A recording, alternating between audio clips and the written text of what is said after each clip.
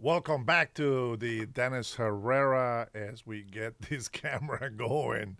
We're going to fire this camera guy. Oh man, trying to get you guys to enjoy the welcoming screen and just to see what happens in there, but sorry, I got held up. Somebody called me at the last minute. I can't believe that, I'm about to say hi to everybody and I already see people that are about to get booted off this chat. Minion didn't even make it. Minion didn't even make it until I came on. What's going on, Minion? What's going on, man? Yeah, Inshallah, the Dennis Herrera show, not Mandani. Mandani is pooping all over New York. They are turning New York into a third world country shithole. It is what it is, man. I think that religion, freedom of religion, is fantastic, but Muslims seem to want to look like the bad people. I just don't know. I just don't understand. What you can assimilate to Western culture. I don't know what the hell you're doing in our country. If your religion is so good, stay in your Arab countries. This is not Arab. This is not the Middle East. This is Western civilization, my friend. And none of us natives here in this part of the continent want that shit religion that always gives hate. So there is that. Man, that's what you guys were asking for. That's what you guys were asking. What's up to Brian? Brian in the house. Hey, big bro, Robert. What's poppin'? Happy Friday. It is Friday evening. And man, you know what? It's been a long week. It's been a long week. Um, just to start off, I have not heard anything about the second pilot. Though I heard that they might have already gotten the second pilot that ejected from the F-15. There is a couple of planes that have been reported shot down. We haven't got the official from Pete Hegseth or President Trump, but we're still waiting on that. After thousands and thousands of attacks, I am surprised that nothing was flying, hitting our planes. But there it is. I heard that they got down an F-15, and I also heard that they shut down also a Warhog. Oh man, I love those planes. But you know what? They fly danger close, and they do protect our troops when they need to protect our troops. So I hope that things gets better. I know right now, if anything can give these fake religious people any happiness, it's for sure President Trump and Pete Hegseth and everybody else that is involved on trying to put away this terrorist is going to be pissed off about it. And I think they're just asking for more. They need more tender love and care. So we're going to give it to them. And I believe we got enough money to do it. We got enough money to do it. Say goodbye to your bridges, little bitches. And that kind of matches. That actually kind of rhymes. Omar, how are you, Omar? Welcome, sir. Welcome, welcome. Jive, how are you, Jive? Good to see you on here. Hope you're doing good. Agus, it says, oh no, they took down a 50 and a 70-year-old. Hey, Agus, even if it isn't old, I know what you're saying. But even if the planes are old, bro, there's still millions of dollars. You know what I'm saying? Like, it's still millions of dollars. So we're not going to take that lightly. We're not going to take that lightly. All right? Let me see. I'm trying to see if I got a new email from YouTube. Hey guys, check out this emoji here. Let me see who was the first one that's gonna get this. Here we go. Here we go. Fanboy. Here we go. Of course, we had to have an LGBTQ guy in here. Boom. That's for you right there. I might have to make the letters yellow and black, but I don't know if you can read that. Can anybody read that? I can't read it. I might have to fix it. I might have to change that one. I might have to change that one. All right, we'll leave it for later. I got Jason Martin. signed up for the general membership. And, well, this is his emoji. That looks just like him, by the way. That's exactly what he looks like in person. So, perfect. It's perfect. I don't know why the LGBTQ guys, come on. Be nice. Be nice. Listen, I don't agree with the mentality in which you see yourself in life, but you do you, boo. You do you. You do whatever you want to do, but you keep that shit in the closet, okay? Just piece of advice. Keep that shit in the closet. I don't go around grabbing my wife in public and, doing all this nasty thing. No, no, no. That stays behind doors. You can do whatever you want. I'm not going to impose my marriage over your life at all. Okay? I wish that we would have seen some good, examples from the UK, from Spain, from France, from all these places where all these refugee Muslims, because Allah sucks so bad, they have to go to Christian countries to ask for asylum. They become refugees in Christian countries. Go figure. That's how fake Allah is. That's how fake your Muhammad, fake pedophile prophet, self-made prophet is. That you have to go to Christian countries to be able to get something for your life. Isn't that crazy? I wish that they would just, try to behave, be nice to people, be peaceful. But no, they don't belong here and they act entitled. They don't deserve citizenship. They don't deserve any citizenship, nor a green card from us. They disrespect our Western civilization. They disrespect our country. They don't belong here. I'm 100% against them because they have proven to be the evil religion that they are. You guys are so low IQ. You're so stupid that you don't even know how to make something for yourself.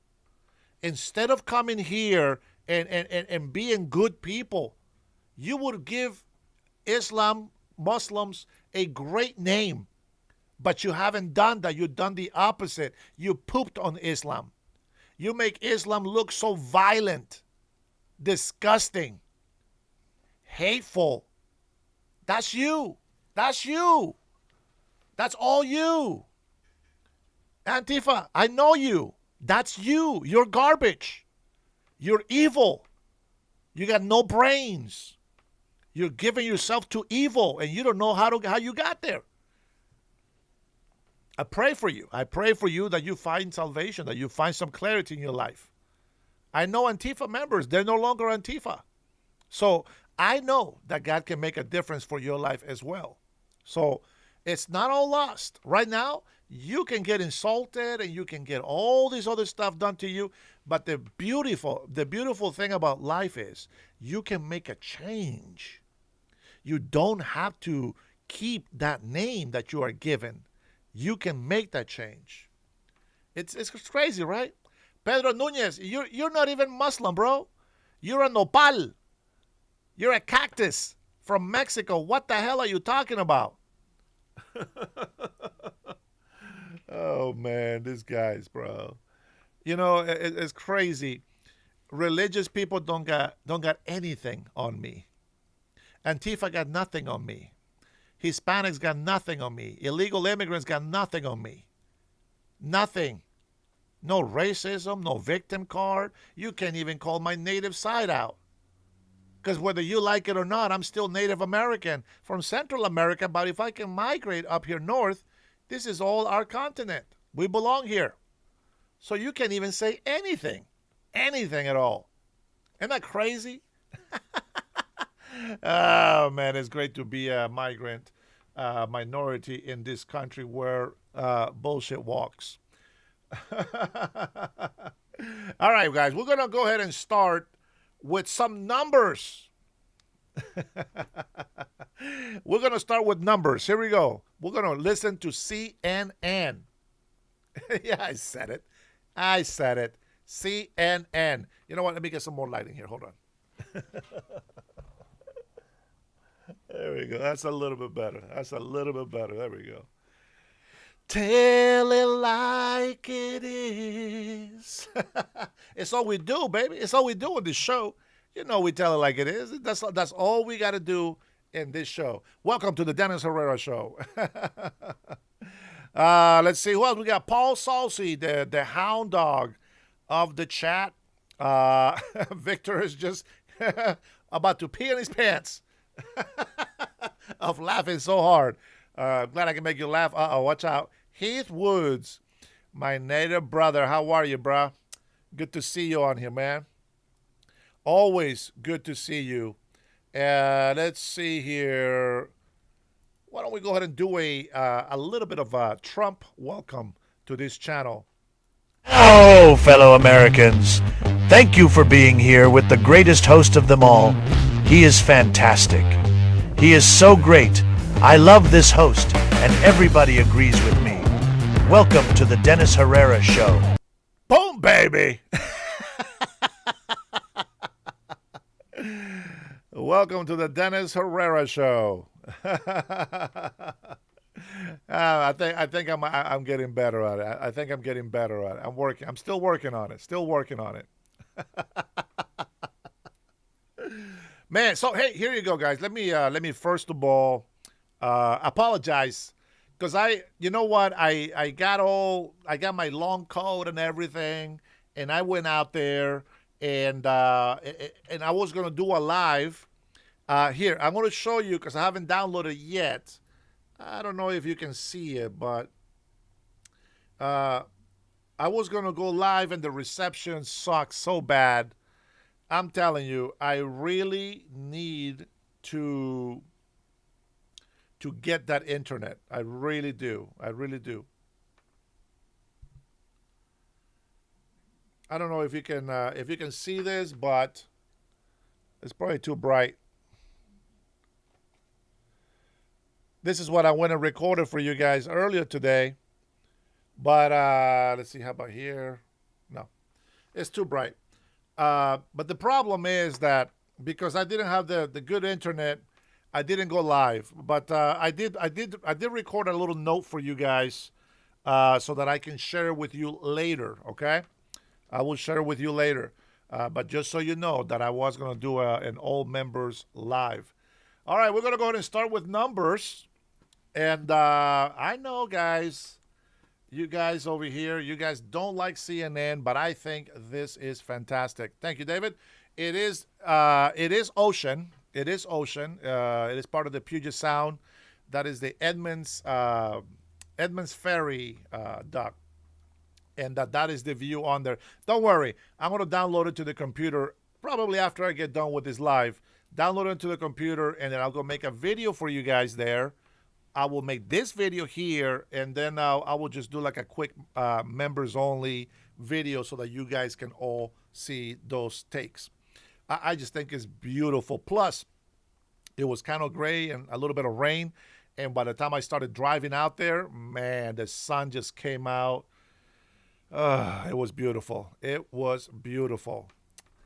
Let's see. No, you will be green or blue if you were a member. Green if you're a member, blue if you are an admin. That's how that works. Okay, here we go. Let me go ahead and share this with you. I know by hearing it, you know exactly who it is, and I really like this guy. This guy is from CNN. Yeah, you see Democrats up by 6 and only 28% favorable rating. How is that possible? It is because of the double haters. The most important 1/4 of the electorate you have ever seen. Take a look here. Who double haters prefer among the 26% who dislike not just the Democrats, but the Republicans as well? Look at this. Democrats up by a 55% to 24% margin. That's a 31-point lead among that key quarter of the electorate who can't stand either party. They are, in fact, the Democrats, the lesser of two evils. This is the, pox on both their houses caucus, Yes. basically. So what has this group told us in the past? What has this group told us in the past? This is the biggest movement that we've seen in the electorate versus the 2022 midterms when, of course, Republicans took back the House of Representatives. Take a look here. Okay, we talked about that 31-point lead that Democrats have right now. But take a look among the double haters back in 2022. Republicans won that group by 17 points, and with that, were able to take back the House of Representatives. Who wins double haters is the party that goes on to win the election. Of course, this all had a genesis back in 2016 when, of course, Donald Trump was able to beat Hillary Clinton on the backs of double haters. Republicans repeated that feat in the 2022 midterms, and now Democrats look to be in the driver's seat among the voters who dislike both parties, those double haters. What are Democrats feeling right now? Okay, what are Democrats feeling right now? You know, yesterday we did a segment about how even Democrats don't like their own leaders, and a lot of Democrats don't even like their own party. By the way, the Republican Party put that segment out like in 2 seconds. 2 seconds. What are we talking about here? But this is the key thing. What is driving Democrats' votes? How voters who are Democrats feel. Disapprove of Trump, 99% of them. Look at how close this plan to vote Dem in 2026 is, 96%. This, Donald John Trump, is the key motivating factor at this point for Democrats and who they're going to vote for, despite the fact that only 63% of Democrats view their own party favorably.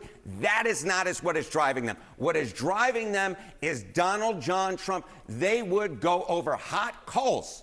They would literally crawl over hot coals to vote against Donald John Trump, even if there are a lot of them who don't like their own party. Yeah, they're mad at themselves. It doesn't mean that they're not going to go out there and vote for the Democrats. They dislike themselves. They hate Donald Trump. All right, so what might this mean for Hakeem Jeffries, the House Minority Leader right now? Okay, what might this mean for Hakeem Jeffries? How about the chance that Jeffries is the next House Speaker? Look at this. 3 months ago, according to the Kalshi prediction market, it was a 66% chance. Now, today, we're talking about a 79% chance. You look at those double haters, and you know what? You climb the mountain any way you can. And at this point, it looks like Hakeem Jeffries is going to climb that mountain and become the House Speaker, the next House Speaker, if the polling data holds, on the backs of double haters. But you know what? Whatever way you can get there, you get there. And I think Democrats will take it, even if they don't love it. Bad news for Republicans hasn't really been good news for Democrats. No, not at all, at least when it comes to you isolate Democrats. I mean,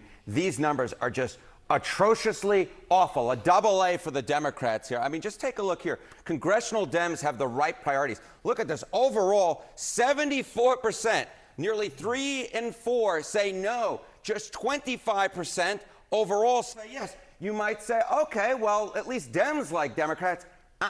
Not the case. Look at this. The majority of Democrats are independents who lean Democrats. Look at this. 55% say no, congressional Democrats do not have the right priorities. And then you just see a minority, 45% of Democrats say that congressional Democrats have the right priorities. This, to me, just jumps out at the screen because it screams primary challenges all over the map. And it says that even if Democrats don't like Donald Trump, they don't like their own party either when it comes to Congress. And overall, I mean, my goodness gracious. So this is sort of like Democrat on Democrat crime here. What's overall approval among Democrats of their leaders? Yeah, okay. So, you know, you speak about Democrat on Democrat crime. And I want to know how unusual what we're seeing right now about how Democrats feel about Democrats in Congress is. Take a look at this. This is a trend line going back through the years, midterm elections in which there's a GOP president. Look at this. In 2006, Dems' net approval of congressional Democratic leaders was plus 28. You go back to the last midterm, look at that, plus 19. Very much on the positive side. The bottom has fallen out. The bottom has fallen out. Minus 4 points. That is Democrats' own net approval of their own congressional leaders. Even Democrats don't like their own leaders when it comes to Congress. And overall, of course, the numbers are just absolutely awful. So Democrat on Democrat crime, absolutely. This, to me, screams, again, primary challenges across the map. And it screams to me, hey, when it comes to those next leadership elections, maybe something might be cooking. It also just means we have to maybe look at these midterms differently because this is a different prism. We haven't seen this type of thing before. We don't know what impact that might have. That's exactly right. And there are a lot of folks who've been looking at the generic congressional ballot and wondering why Democrats don't have a larger lead. And this is a big reason why, I would think. Okay, so there's Hakeem Jeffries in the House. Chuck Schumer is the Senate Minority Leader. What might this mean for Chuck Schumer? What are some of the predictions about whether he can stay as the Democratic leader? Chuck Schumer has been the Senate leader for the Democrats for a long period of time, before I even came to CNN, and I'm not quite sure that he will stay it. Take a look at where the people who are putting their money where their mouth is. Chance Schumer wins the next Dem Senate leader election. Back on December 1, look at this. It was 2 and 3 according to the Cash prediction market. Then drops to 56% in February. And then look at where we are right now. Just 50%. A coin toss, if I had a coin, I would toss it up in the air. A coin toss when it comes to Schumer actually winning the next Dem Senate leader election. And we've seen a number of Senate candidates, Democrats, across the map saying, we don't want any part of Chuck Schumer to be the next leader. And there's a big reason why that is, and it's because at this point, look at this -4, even Democrats don't approve of their own congressional leaders. When I say a lot of Republicans have announced their retirement or they're not running again for the House, I mean, how many would you say? How would you put that in historical perspective? You know, I would say that House Republicans are running for the exits faster than kids do on the final day of school. I mean, just take a look here. Oh, hello, most House retirements since 1930. So far this cycle, already 36. That is the grand record over the last nearly 100 years. My goodness gracious. That actually beats the former record in total, which was 34 back in the 2018 cycle. And that wasn't that long ago. And I do recall that was a very, very good year for House Democrats. The bottom line is this. You don't run for the exits unless you know trouble is brewing. And House Republicans so far believe trouble is absolutely brewing. Okay, how do you know that? What does history tell us about these types of exits? Okay, so, you know, I say it's brewing, and sometimes I just like to pontificate, but sometimes I actually have facts behind me. Let's take a look here.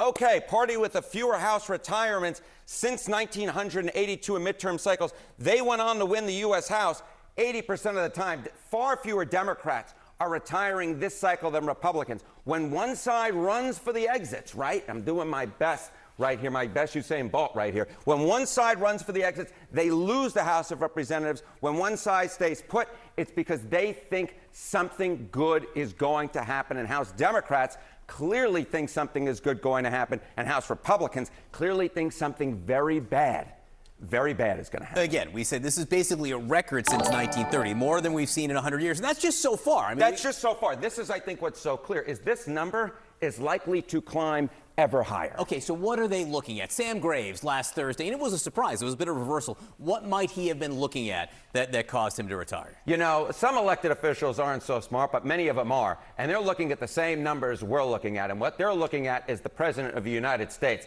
and his approval rating. So why don't we just take a look here? Why are GOP retiring? Okay, when the president's approval is less than 50%, I went back all the way through the record books, all the way back since 1938 in midterm elections. When the House, the Press Party in the House, on average, loses 34 seats. Loses 34 seats when the president's approval rating is less than 50%. Donald Trump isn't anywhere close to 50%. He's at 40%. The average, the House for the president's party, they lose 34 seats. The least was just 9. That was actually Joe Biden back in 2022. But guess what? House Democrats only need to pick up of 1, 2, 3 in order to gain a majority. So the least, even the worst case scenario for Democrats is not anywhere close to what Republicans need to hold on to the House of Representatives. And one little last historical anecdote as I go over to the blackboard over here. The only 2 times that the president's party did not lose at least 3 seats was 1998 and 2002. You know what the president's approval rating was in those years? It was 60% plus. And Donald Trump at this point is just at a 40% approval rating, nowhere near what House Republicans need. And that is why I said they're running to the exits. John laughing over there. No, I mean, you have great form. Harry, thank you very much. This number very different than the president's current approval rating. 60. I like, I'm trying to give guys on the left side a little bit of sweetness, a little bit of sweet cake here. I love this guy from CNN, by the way, the numbers guy. You can't hate people just because things don't go your way. I believe that Republicans are actually going to come out winning on the midterms, but that's just me. I can't hate on CNN when they're like this is legit. They're not making this up. And I mean, yeah, the numbers fluctuate. I haven't got polled. I don't know where the poll comes from, but the fact is that it is what it is.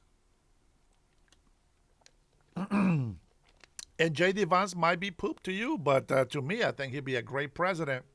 I think he will be a great follow up to the policies that we have in place. And people will no longer have that excuse. Oh, the pedophile. Oh, this guy. Oh, this guy. You're not going to have that excuse. So if we're being honest, I think that you should be honest with yourself. I feel like we have other candidates that can be presidents for the Republican Party. The policies are solid. Policies are good. I think Trump right now is taking all the heat, is taking all the bad rep, and he's going to take it with him. But at the end of his term, he's going to leave the office better for the next one that comes up. And I'm going to tell you, I'm a guy that likes to see far ahead, even though we might not even get to the next day. I like to see far ahead. And what I'm looking at is the next president of the United States of America, whether it be Republican or Democrat, I don't care. They're going to have a brand new Air Force One, two of them, brand new Air Force One. They're going to have a brand new ballroom. So when we have guests from other countries, they won't look like sardines in the room. There's going to have this nice, beautiful ballroom. And some people don't think like that. They don't think about the future. And I feel like that's very selfish, Like people, listen, if you are, I'll give you one example. I'm going to give you an example of how I am. If I take Bernier, right? Bernil's my friend. I take Real Fish. I take Jerry. I take Mike, and I take Brian. I take Robert, and I take Tony. I take all of you guys, right? If I take you all to Honduras, the first thing you'll know is that if I go by myself, I fit anywhere. I can stay with anybody. I don't care if it's a small house, a big house. I don't care about that at all. And I'm okay with it. But you have to understand, just because I'm okay with that, it doesn't mean that I'm going to expect you, my guest, to do the same. I will let you know up front, and then you can tell me, yeah, it's okay. But I want you to be comfortable. I want you to have a good time. You know what I'm saying? Like I know what I can and can't do, but I want you to have a good time. And so when I look at the White House, all these decorations the presidents do. To me, when Obama came in, all right, let's take a look. Let's see what he does. Well, he didn't do jack squat. I mean, it looks ugly. But then, we had other presidents. Every president comes in and put a touch of what they want the Oval Office to look like, what the White House should look like. Nobody has renovated the ballroom.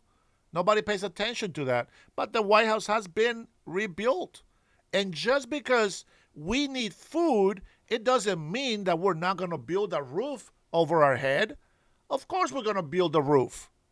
Even if we're hungry and we don't have that much money for food, we have to have a roof. It is what it is. The way that you prioritize things in your life, I think you got to think about what you're doing and what you're not doing. Thanks for the super decoding. I can't believe the polls of CNN because they use a app of bets to calculate this. It's still fun, brother. We're gonna finish playing this. This is a 30-minute clip. We're gonna finish playing it, but I like the energy of the guy giving the numbers. The guy on the left was so disappointed when we were 100% approval rate for President Trump. He hated that. And so I want to give them some time. And I want people to come in here to see that it's not just Fox News, okay? It's not just Fox News. Real Fish is throwing it down today, huh? Okay, I see. Cutting Edge Brother Burnell, always stream bosses. I love my brother Dennis. I can't compete, but I will fight the American. But you know what? Why don't we do this, man? When one of us wins, all of us win. Let me see. Who is the stream boss of the chat right now? Cutting Edge. You're just by this much. You're the boss. But you know what? You guys are all putting supers on here on my channel. I appreciate it, and I believe that all of us enjoy the boss dance. So I would say for Big Boss Berniel coming in here, Cotton Edge is also a big boss. And Real Fishy, I'm still waiting for my Real Fishy hat. I got to wear your hat that one time. I wear it for Berniel a lot, but he misses it when I'm wearing it. So there's that. And then, Robert, go get some real damn coffee. Robert, I know, man. I know. You know, I bought that can. I told you. It was like $15. I thought it was a big can. I don't know in ounces. I don't know, how much that is. It was a small can, bro. It was worst money I ever spent. But with that being said, we have all the big bosses in this chat. Thank you, big bro. Appreciate you guys. Let's do a little dance. Throw those emojis. Throw some Jason Martin general emojis, okay? If you're in the super, oh no, you're not super anymore. If you're on the general category for my members, there is only 3 spots available, maybe 4 spots for generals to be on the chat. You can send me your picture, make an emoji out of it, and then make it like here like this, like a cartoon character, and then I will go ahead and make that emoji so that when you're in here, you can always throw that behind your comment, and then you can just spam it. For example, this is Jason Martin right here. He is one of the generals in, I think he left already because it's not grabbing it. So this is Jason Martin right here. Of course, that's just me. But there is 3 or 4 more places for anybody that goes to the general level of membership. All right? And with that being said, let's do a little dance and spam those emojis on the chat. Well, maybe Streamlabs might not like it too much, but just do your best.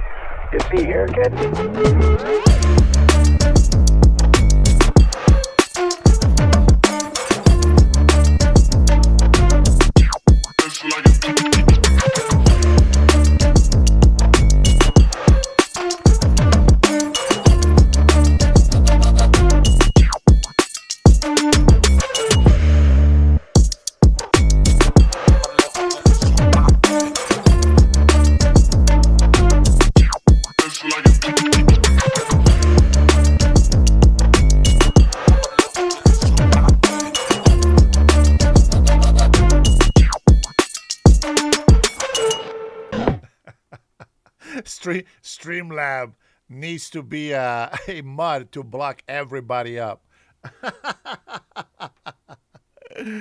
Oh man, I got to change the color of the letters on the dumbass because I can't really read those letters on here. It doesn't pop because my screen is black. So if you're using the dark mode, I think that's how it is, right? Is it black for everybody? I don't know. All right, that was fun. Thank you, guys. I appreciate the supers, guys. Thank you so much. Let's go ahead and continue with the numbers. Is very different from 40. Thank you very much, sir. Was that good form? Because I'm thinking of running a long race. Sarah, we're going to run that marathon very much. Are we? Okay, got it. Oh, you're good. Look, our latest CNN SSRS poll took a gauge of Americans about how they feel about the war in Iran right now. And the only adjective that I can find to describe their feelings towards the war in Iran and President Trump's handling of it is awful. Awful, awful, awful. I mean, just look here. Look, the war was not popular to begin with, and it has somehow become even less popular. Net approval rating of the U.S. military action in Iran at the start of the war, again, minus 18 points. That's not good at all. But as we've gotten a month in, that number has managed to fall. Look at this.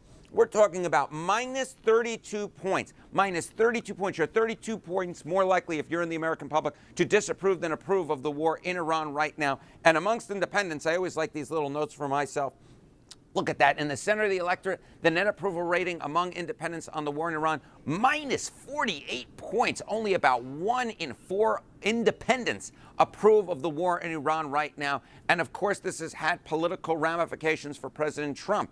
One of the reasons why they don't approve of the war in Iran right now is they just don't trust Trump when it comes to his role as commander-in-chief. Again, look at this. Trump's net approval rating in his role as commander-in-chief. Before the war began, Americans were not so hot to trot on the president. His net approval rating in his role as commander-in-chief, 18 points underwater. But look at this. That number, fallen. Look at this. Now, negative 33 points. Only 1 in 3 Americans approve of the job that President Trump is doing in his role as commander-in-chief. And among independents, again, such a key nugget that I keep harping on, it's even worse. Just 23% of independents, less than 1 in 4, approve of the job that President Trump is doing in his role as commander-in-chief. Now, when it comes to the war, more generally speaking, I like to make historical comparisons to put how bad these numbers are into context. And we can look back at the Iraq War, another war in the Middle East, at the beginning of this century, going back 23 years ago. Is the war worth the cost? About this point in the war. Look, back in 2003, when it came to the Iraq War, about 3 in 5 Americans, 59%, said yes, the war in Iraq back then was in fact worth the cost. Now, this number would fall, but at the beginning of the war, the Iraq War was actually popular and Americans thought that it was worth the cost. Look at this now. Only about half as many, in fact, slightly less than half as many Americans say that the Iran War is worth the cost. And that's not so much of a surprise as gas prices climb ever higher. Overall, this poll, just an abject disaster for the President of the United States. His approval rating, only about 1 in 3, maybe slightly more than that overall. When it comes to Iran, we're talking about a war that is becoming less popular by the day. And Americans, simply put, do not believe that it is worth the cost, which is very much a historical anomaly when it comes to wars in their early days. This is no April Fool's joke. This is a disaster. All these numbers are a disaster for President Trump. I mean, let's just talk about inflation, which is the name of the game. Okay, highest disapprovals on inflation about this time in a presidency. Whenever you have Joe Biden and Jimmy Carter on the board and you're matching them or slightly exceeding them when it comes to inflation, you know it's bad. Look at this. 72% in our latest CNN poll say they disapprove of the president on inflation. Joe Biden, in average of polls at this point in his presidency, 68%. And Jimmy Carter, whose presidency, just like Joe Biden's, was absolutely wrecked by inflation, was at 66%, about at this point in his presidency back in 1978. Donald Trump, even worse than they are. So you see it here, and the one word is, or phrase I might say is, oh my goodness gracious, what a disaster. It just what's so interesting here is inflation was way higher. Yes. So they just, right now, voters don't like what the president is doing on it, even if it isn't as high as it was. I think we played part of this clip before because the CNN just puts a bunch of their clips out there for people to watch. But we talked about this and how even though the economy and all this other stuff has been worse under Biden and other president, they just don't like Trump. And I think that is the biggest mistake that we are making in our country. And, you know, ever since I started this channel back in August, right, since I created it, I already completed 1 anniversary. But doing this live with you guys, it's been about 8 months, okay? But, you know, the thing is that I've always said this. If you come onto my channel, in order for you to have a conversation with me, you got to stop hating Trump. If you hate Trump, it doesn't matter what happens. You're going to mess up. You're going to mess up and you're not going to make the right decisions. So I can tell you this. President Trump is taking the heat for doing what other presidents didn't have the guts to do. I understand. We don't want wars. He doesn't want wars. He said that he was going to have no wars. But when you do that, if you continue to say that, those who are our enemies, they're not going to respect us. Now you think, oh, people are laughing at us. Let them laugh. Go find out if Nicolas Maduro's laughing. Go find out if Cuba's laughing. Go find out right now if Iran is laughing.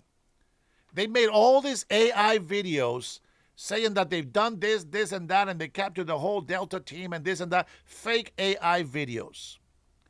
I don't know how they shot these planes down. It happens. After thousands of missions, something is bound to happen.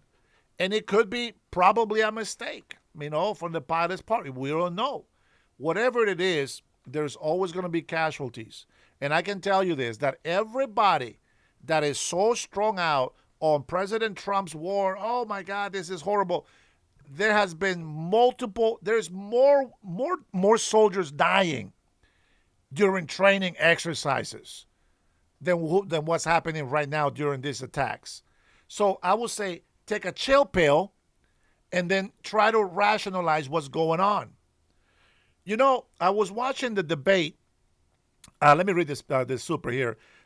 He's being biased with this. Speak with the Iranians to see the truth, and same thing with the Venezuelans. Yeah, true. I think I just said that, but I should have read your comment first. This is the thing. Like, a lot of people think as long as Trump doesn't get his way, let me tell you something. You are going to doom this country. I'm hoping that there's more of us who love this country more than they can hate a president. I really mean that. We had, before President Trump even came into office, we already had a lineup of new bills passing new tax laws, progressive taxes, property taxes, gas taxes, regulation taxes, and they done like 11 unconstitutional things. Bob Ferguson of Washington State, and everything he does is blames it on President Donald Trump. Let me tell you. And Billy Bob, you should know this already. You're Washingtonian. But let me tell you what happens. You have a choice. You either believe their lies or you use your critical thinking and start looking at things. Okay, wait a minute. What's going on? Why is everything really expensive right now? Why is it that other states are cheaper? Blah, blah. There's a lot of different things, okay? But I want you to look at it this way. I watch the Democrats and Republicans go at it in California.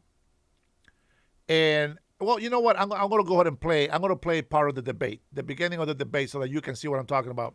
And, they have some of them have the same policies. Some of them are against taxes. Some of them want to continue on this solar power thing, which we know it takes way too much land. It's destroying farmlands already as it is in some areas. And solar power is good to a certain point. If every house has the solar power, we know that you're in bad weather, rainy seasons, etc. You don't get that much power out of the solar generators for your house. And so, you have to be able to look at these things and see how do we really fix the problem. And watch, I'm not even going to say much about it. We're going to go watch that debate just a little bit, okay? We'll let them talk, take a couple of turns each, and then we'll see what they say. And then we're going to figure out in here, where do we stand? You know what I'm saying? So we're going to play the debate for a little bit. We'll do it that way. Thanks for the super cutting. 2,000 political prisoners realized in Cuba due to pressure. Release, I think you mean. Released in Cuba due to pressure from the U.S. Source is the New York Post, right? Not Fox. I like how you make sure that you clarify that it's not Fox. Cover your tracks when you make the comments. Yes, sir. Yes, sir. As a matter of fact, let's do this. I was going to play a clip from Bill Maher, and we might get to. It's Friday night, baby. If you guys are still up, we are going to go ahead and we're going to watch it as well. But let me see. I have some news from Indiana. Illegally Illegally in Indiana. I don't know. I don't know who wrote that post. New state law aims at cracking down on illegal immigrations. They probably meant illegal in Indiana. But let me go ahead and look at my history here so that we can play this debate. This is going to be fantastic because I feel that it's important that we hear what the new governors are going to do in California, because California, Oregon, and Washington is all blue up the yin yang, which is not bad, guys. It's not bad to be Democrat blue. The problem is we lost the Democratic Party. Let me tell you something. I've been feeling this in the last couple of days. Now, I don't know if I had to be accepted into the Klan, but if I run, I might not run on the Republican. Now, I will run with my policies that I believe that Democrats had, before in the early 2000s, which is what we have today as Republicans. But I wanna have a fight. I wanna compete. Hey, you tell me what you're gonna do. I'll tell you what I'm gonna do. Well, here's my policies. Our policies are pretty damn similar. But what are you going to do to make it happen? And that's kind of what I want. You know what I'm saying? So I think it's going to be great. I think it's going to be great. Let me go ahead and try to find it here. Here we go. All right, we'll go ahead and these other times. What about? We might come back to the numbers. But for now, let's go ahead and get to a little bit of this debate. Okay? A little bit. Where did I put it at? Here we go. Get a new window. All right, I watched just half of it. Don't worry, I'll I'll push it forward to where we need to be. Let's see. I don't care about introductions.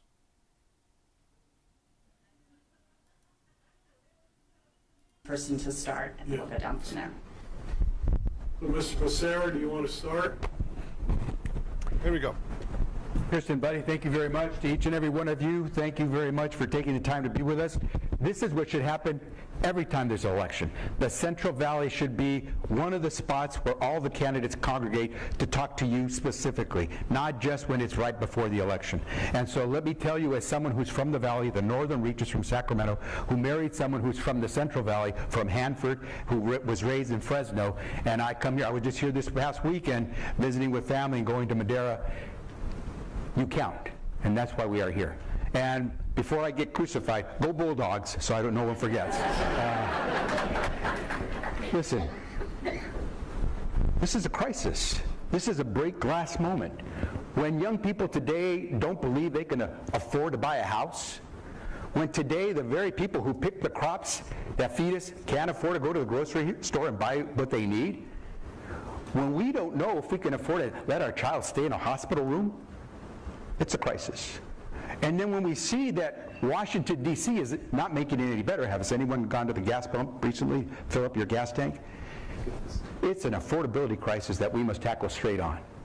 And let me tell you, when that person takes that governor's office, we do not need someone who needs training wheels. This is not a place for on-the-job training. I have balanced budgets bigger than the budget of the state of California, 4 years in a row. I have had to declare a state of emergency, a national state of emergency. COVID, avian flu, monkeypox. Even in Lahaina, Hawaii, I had to declare a state of emergency to help out our communities. It is time to have real leadership that's not based on inflated promises. It's based on a record. And that's what I present to you, is my record. And that's why I hope I will earn your vote. Thank you.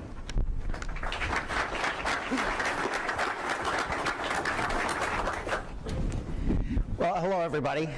Riverside County Sheriff Chad Bianco. I represent something different that you've never been able to vote for before. Every one of these people on this stage are very successful in their own right in partisan politics.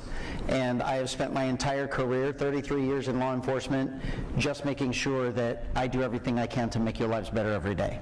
And I'm telling you right now, nothing that any of you have done have contributed to the downfall of California. Nothing that any of you done, despite all of the hard work that you have done. You have not been able to make your lives better in the farming industry, the ag industry in California. Why? Because of all of this. Because of partisan politics. It wasn't farmers that ruined your industry. It wasn't farmers that ruined the water industry. It wasn't farmers that put all the regulations on yourselves. It was all of these people, and it was their policies, and it was partisan policies. And until we decide that we're going to make the choice to be honest about how we got here and who the people are and who the ideological agenda is that put us here, we're never getting out of it. I represent 33 years of service to make your lives better.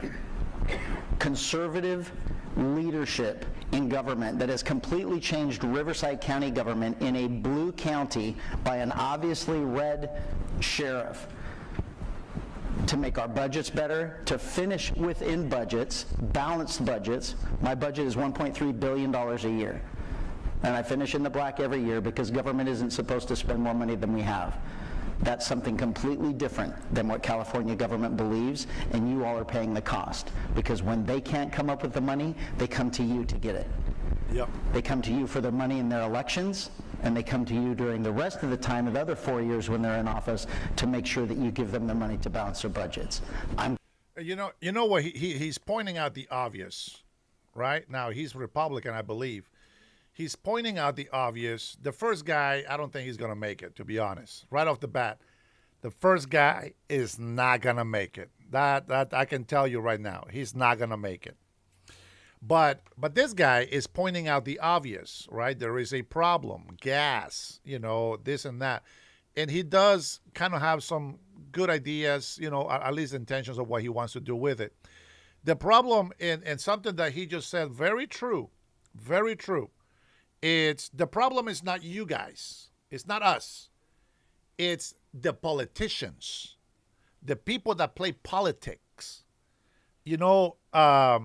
I decided that I don't want to run as a Republican because, or as a Democrat. I don't know yet who's going to do what, but I don't want to run as a politician because I want you to know this, and I'm glad that I said this before I even go and start running. I told you guys that I wanted to wait. I know we're not there yet. I wanted to wait until this channel reaches out 100,000 subscribers, and that we are going to create a charity, and we're going to put our money in there, and what we're going to do is we're going to give out free food, right? So, and I don't mean like a food bank. I mean like we're going to set up a tarp, and we're going to do some barbecuing, and depends on the climate, whatever. And we're just gonna give out some hot dogs, some burgers. Anybody that comes over, we'll definitely go to an area where a lot of people visit. But not just that. If it's something to where like we can do some outreach, right? Like World Vision. The problem is that World Vision is a group that is for international help. I never hear nothing about anything local. Matter of fact, I haven't heard about World Vision forever. Okay, so I don't even know if they're still alive or if they're still working. But I can tell you this: if you really, really care about doing something here in the United States, I'm gonna tell you something. And this is something that governors and mayors, all these people that are blaming the president for unaffordability, those are rats. Those are snakes. They lie to you every single day, and they don't do anything to help you but take away your tax money. And that you can take to the bank. Let me tell you what happens. In order for us, or what should happen, in order for us to do something for society, we can't wait for the president to do it for us. We can't wait for the governor to do it for us. We can't wait for the mayor to do it for us. Sometimes it takes people like you and me to come together. We're blessed. YouTube, social media. I haven't even hit Facebook as much as I should. I haven't even hit X as much as I should. I haven't even hit Instagram as much as I should. I don't touch those things. But I can tell you, as we grow and I get some help with some of this stuff. I know some people have already given money to support me to continue to do this channel, but I know some people that are good at marketing, and things like that. And I don't want to, I don't want to go and say, oh, you know what? I'm going to go feed the homeless because I'm running for governor. No, bull crap. That's not why you do something. You don't do something so that they can see you and get to know you. No, you do it because you want to help, because you love the people, because it feels good to give. It feels good to give to people, not because you're running for office. And I hate that feeling. The fact that this is what politicians told me, not one, but various politicians. You know, it doesn't matter how much you love people. It doesn't matter where your heart is. Money talks. Oh, you got to do this so that people know you. You got to do this so people, wait, so people know me? F that. I don't care if people know me. What I want to know is that I gave myself to help people. And that's a big difference. It's a huge difference. You know, you're not asking, but I've given full paychecks. And it's not to boast on myself, to God be all the glory. I've given full paychecks to do something. Let me tell you one experience, and if you've been with me for a while, you know this already. When I came back to the Lord, when I was about 22 years old, I was in my early 20s. I remember going in there, boom, praying, and I got saved, and, you know, I reconciled with the Lord, and blah, blah, blah. Every Sunday school, we always heard, you know, it's an old house that we use as a temple. We fixed it up, etc. But there was a small garage outside, like a storage unit outside. And there was a teacher that will have Sunday school outside in the cold. And so they had this small heater. And that small heater used to, you know, warm up the room. There was no insulation. The roof had a leak. The sidewalls seemed to be, you know, going out. And every day they talk about it. Oh, we need to get some money so that we can fix the storage outside, so that we can make it a nice room for the Sunday school kids. You know what? I heard that over and over, and I said, you know what? Forget that. I'm going to work overtime. And you know what? I worked overtime, and I said, I'm going to go to Home Depot. And I went to Home Depot. And I went to Lowe's as well. And I went and got shingles for the roof. I went and got some new plywood sheets. I went and rented some equipment for me to be able to cut the wood and all this other stuff. I went and bought some insulation so that I can put in there. And I couldn't buy everything for the siding outside. I didn't have enough money, but my whole check was gone. It was almost $2,000-$3,000, okay? Because I worked a lot of overtime. But you know what? I thought, even if I go broke after this, it's going to be such a good feeling to see those kids come in there, and it's just going to be nice and warm and protected. And I remember that I was out there, and I started doing the roofing. And I started taking the stuff off, and my brother back then, Jaime, with his brother Jose, well, cousins, they were cousins, but, you know, I call them brothers. But Jaime and Jose came by in the truck, and they were like, Dennis, what are you doing, brother? And I was like, oh, man, I got you. You know what? I've been hearing that you guys want to do this, want to do that. You know what? Enough talk. Somebody has to do something, and we're going to do it today. And so, you know, I was like, man, I'm not going to be able to finish this program. You know, this project I'm not going to be able to do everything. I need to finish it today. And so Jose and Jaime, they left me. They didn't say anything. They left me. And I was like, you know what, Lord? I said, you're in charge. And I started singing my Christian little songs, you know, Spanish, of course, you know, and I just kept hammering away. And then before I knew it, he comes back with his other two cousins, 4 of them. Not only that, they all have tools for sheetrock, for measuring, for all this other stuff. And they even brought more insulation, and they brought in more siding for the outside. We finished that storage that same day. Everybody come together. 5 of us fixed that storage in one day. And you know what? Stop it with the talk. Start working. Start doing the walk. You can't just talk the talk and not walk the walk. Every single politician does that BS, and that's not how you're supposed to be running for office. We're supposed to vote for servants that are going to do a great job, that are going to be fixing our cities, our states. So when I tell you that unaffordability is not to be blamed on the president of the House, It is to be blamed on the government, our local government. Because why? They are the ones that raise the taxes on us. They're the ones that don't want us to own a house. They're the ones that don't want us to own a boat. Any type of luxury, they got a tax on that. We can afford to pay jack squat, and it has nothing to do with tariffs, nothing to do with the war that we're fighting right now. Nothing. Everything has to do with local problems. The Green Shit New Deal. The biggest BS, and I was jumping at so mad when I saw that Green New Deal go through. It's like, that is garbage. Nothing is for us. Nothing. And I was right. Garbage. The EV mandate. What the hell am I supposed to do with my gas car? I'm not going to go buy an EV.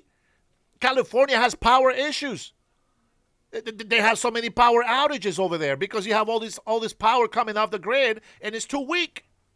And they want to go and do wind power, solar power. It's not enough yet. Solar power is not there yet. Not for big factories. It's good for small places, for small backup power. But everybody talks, and they only show up to do some charity because they want people to know them. That's it. That is not how you do it. You do it because you feel that you want to be able to help. You know what? The governor doesn't have to do shit for us. The mayor doesn't have to do anything for us. We can do it together. I volunteer myself to be able to do some charity. And if you want to join, by all means, bring the kids. We're going to make sure they have fun. It's going to be a Christian environment, but you don't have to be a Christian. I hope that God gives me favor with the Christian communities here in Washington State, because it can't be done. You need people to get involved. So with that being said, let's go ahead and continue listening to this debate. And let's just hope that whoever wins, that they really do what they say they're going to do, and that the people are actually paying attention to what they're saying that they're going to do. Because I can tell you, I like this guy, but I don't know yet. So let's go ahead and get back to it.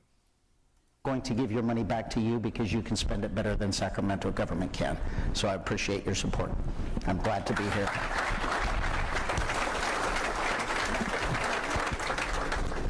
Thank you very much, everybody. Thank you for hosting today. Thank you, Fresno State. It's great to be back at Fresno State. I first came here with my friend David Tungipa. It's so great to see him turn into this incredible champion for this area and for this great college. I started an organization 3 years ago called Golden Together to develop solutions to the problems we face in California. The very first event was here in Fresno. I have spent so much time here getting to know all of you. I see so many friends out here today. As many of you know, because I've said it every time I've been here, my parents are Hungarian. I grew up in England, but they had the upbringing of a communist regime. And in our small town in Hungary, at the south end of what is known as the Great Plain of Hungary, it is a deeply agricultural area. We had a small farm. You were only allowed a small farm because it was communism. But most of my career has been in business. Small business owner will be the designation on the ballot. And I know exactly what you've been going through, and I have to tell you, I think every single Democrat on this stage today should start with an apology for what their party has done to this area and this industry, stealing your water, piling on the regulations, 1,000% increase in the last decade or so, cutting the pay of agricultural workers, on and on. The assault on this industry has to stop, and they should start by apologizing for what they did. As your governor, you won't have a stronger champion for farming and for agriculture than me. On water, on the PAGA lawsuits that are destroying everyone's business, on labor regulations, on energy. We are going to get it done. I know what needs to be done. I've got the plan and the determination to do it. Thank you very much, everybody.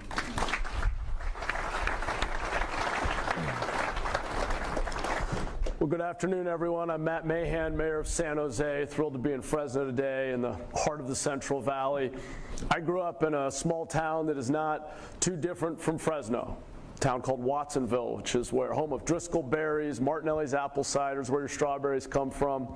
So I know something about what it's like to live and work in a rural community, the challenges our rural communities face. And I'm here today because for far too long, the interests of our ag economy and our rural towns and cities, communities, have been second tier if they've even been on the agenda in Sacramento. And the truth is, most of our policies are not working in practice. We've made it too difficult to expand infrastructure and water supply. We've made it too hard to build housing. We haven't done enough to make our public schools accountable for educating our kids for the future. We have to do better. And as the mayor of a big city, also a nonpartisan office, I'm accountable every day for making people's lives better. I don't get to make excuses and blame another party. I get stopped 100 times in the grocery store, and every day people want to know, what are you doing to make my life better? And I'm proud to say, I'm in my 4th year as mayor. I got reelected with 87% of the vote. I've led San Jose to reduce crime by 20% and become the safest big city in the country, the only big city in the country that has solved 100% of homicides. We've reduced homelessness by 1/3 and led the state without raising taxes.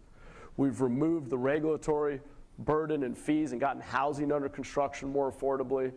And my commitment to you is that as governor, I will be present in this community just like I go visit my mom down in Watsonville. And we will work together to deliver the results that you deserve and challenge the status quo when our policies and regulations and programs aren't delivering results. You deserve better from Sacramento, and I'll work with you to make sure we deliver it. Thank you.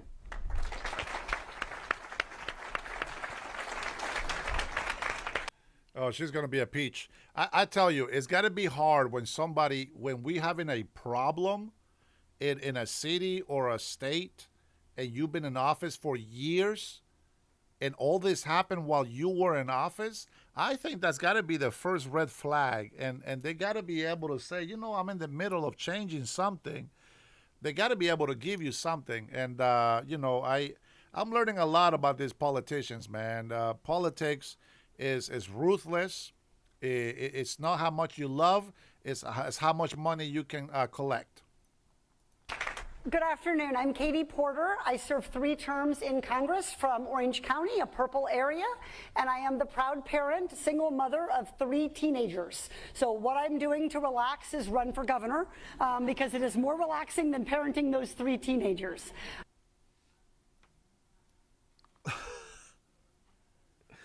I'm going to pause it right there. Let me tell you something. And I don't want to offend any other white or any other American woman on my channel specifically. But let me tell you, my mother raised 5 of us by herself, 5, and had 3 jobs. 5 of them with 3 jobs. She starts that with, I'm going to run for governor so that I can relax because raising 3 teenagers is too hard? Bro, if anybody votes for this lady here, bro, that is crazy that I heard that. I admire women because of my mother's example in my life. If that was my mother, I wouldn't care about women, to be honest. I just wouldn't. I would just think they're useless. That is crazy that she said that. Unbelievable. I know it's tough to be a parent. I got you. I know. I got 7 kids. And I know it's tough to have kids. But you know what? They're your children. You do what you can for your children, and that's it. Nobody's perfect. But you know what? You don't just say, I'm going to run for governor because it's easier to raise 3 teenagers. You just can't say that. You know what I'm saying? Like, no, you can't. You should be able to say, you know what, I raised my kids. Now they're in their teens. They shouldn't even be coming up as an excuse of how miserable you are in your life. I want to start by telling you a story that may be all too familiar to some of you. My great-grandfather was a farmer. He built the house that my grandfather and father and I all grew up in. My grandfather was a farmer. My father was a farmer. And I am not. Guys, listen, you notice I didn't really pause it, except for one guy. I didn't pause them, but her grandfather, her father, her great-grandfather, they were all farmers, and then she goes, and I'm not. Wow. That is because of what has happened to American agriculture. It's being felt here in California, but it's been felt across the country. Family farmers, smaller farmers are losing day after day, year after year, and it is to the peril of not just our agricultural communities, but to our entire country, to the character of our country, to the national security of our country, to the health of what we eat and consume. We demand a lot of California agriculture. The world and California demands a lot of agriculture, but we don't always respect and prize the innovation, the hard work, the tough decisions, and the risks that agriculture takes on when it delivers food to the world. I have spent my career working on affordability issues. This is not a talking point for me. I'm not only the only candidate on stage in a skirt, I'm the only candidate on stage who cooks dinner and pushes a shopping cart every night. Don't try to say you do. So I have spent my career working on families making ends meet. I got my start studying families in bankruptcy, pushed there by medical expenses or job loss. I ran the state's foreclosure eviction and prevention program, cracking down on predatory lenders and making sure families had a chance to get back on their feet. We don't need politicians telling us that life is unaffordable. We know. We need someone who's going to focus on policies that will bring down costs and let California and its agricultural communities thrive. Thank you so much. Thank you. By the way, you don't have to call me Mayor. My name is Antonio. It's great to be here, and I do shop, as you know, at Trader Joe's, at Ralph's, and at Costco. In fact, I did a big social media post about Costco and tariffs. First of all, let me thank all of you for caring enough about this town, this state, your farms, your families to be here. Elections matter, and I think we all know that. Let me acknowledge my friend, Congressmember Costa, who, 28 years ago, came to me when I had a water bond and said to me, I don't like your water bond. There's not enough in your water bond for farming. And I said, well, show me what I could do to make it better. And we made it better. Thank you for that. And let me just say something about Kenny Matty. I served with him. I loved that guy. And I loved him precisely because he was a guy who understood screaming at each other and calling each other names doesn't work. At the end of the day, we have to work together. What you and I have in common, we ran for office, nonpartisan. I had to work with Democrat and Republican, and I did so as Speaker. If you remember, when I was Speaker of the Assembly, balanced two budgets with a surplus, with Pete Wilson when we had 42 votes, and Gray Davis when we had 48. The largest expansion of health care since Medi-Cal, Healthy Families, I authored it. Millions of kids got health care. The biggest effort to clean up the air, and a lot of you know it, the Carl Moyer Act. I know you know it because it's helped to reduce pollution, but also provided grants so that you could retrofit your engines. The next governor's going to have to be somebody that gets things done. Somebody who works across the aisle and can work with everybody and stop the screaming. This part of the state is important, and I tend to represent it. That's why I came here last time 55 times, and this time more than 24. Thank you very much. Trader Joe's. Okay, we're going to start with the first question. It'll be Chad Bianco will be first, and we'll go across and end up over here. So voters consistently indicate the cost of living is one of the most important issues. If elected government, what are two main things you would do to address it? It's very easy. All you have to do is ask any one of you. Cost of living is predominantly because of regulations and taxes. End of story. So how do you fix it? You remove the regulations and you reduce or eliminate the taxes. It's that simple. It's called problem solving. It's not having committees. It's not hiring somebody else to write a paper. It's not coming up with a policy. It's what is the problem, now go out and fix it. That's been my life for 33 years. All of the regulations, I'm telling you, every single one of the regulations, and you all know them, you have them in your head. Every single one of them that are bothering you, I'm signing them away on day 1 through 10. That's how long it's going to take to get rid of the regulations in California. But none of those regulations are laws.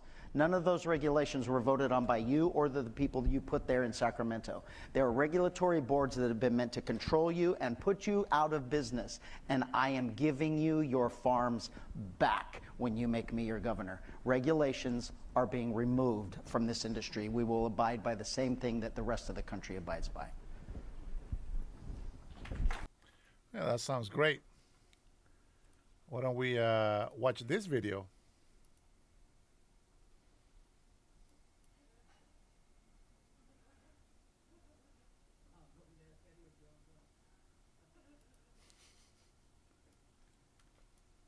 Is this the one you're talking about, cutting edge?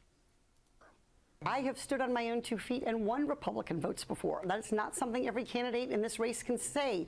If you're from a deep blue area, if you're from LA or you're from Oakland, you don't have an experience. But you just said you don't need those Trump voters. Well, you asked me if I needed them to win. So you don't think I feel you like need this them is to win. unnecessarily argumentative. What is your question?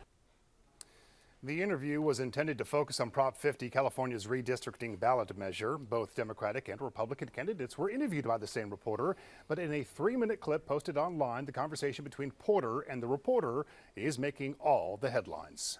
The question is, what do you say to the 40% of voters who voted for Trump? Oh, I'm happy to say that. It's the do you need them to win part that I don't understand. I'm happy to answer the question as you have it written, and I'll answer it. And we've also asked the other candidates, do you think you need any of those 40% of California voters to win? And you're saying, no, you don't. No, I'm saying I'm going to try to win every vote I can.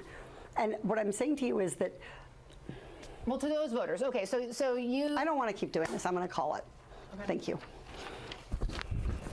You're not going to do the interview with us? Nope, not like this. I'm not. Not with 7 follow-ups to every single question you ask. Every other candidate has answered our follow-ups. I don't care. I want to have a pleasant, positive conversation in which you ask me about every issue on this list. And if every question you're going to make up a follow-up question, then we're never going to get there.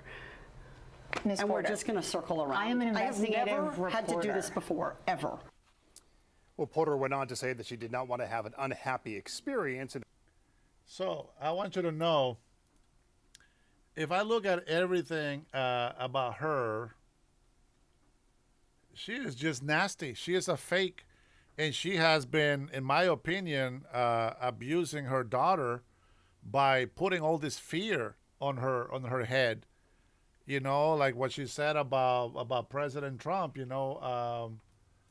Let me see. I think I got the video here.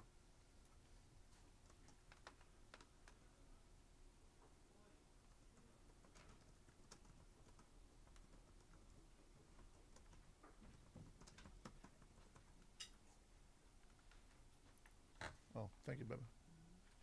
Oh, you guys know what time it is.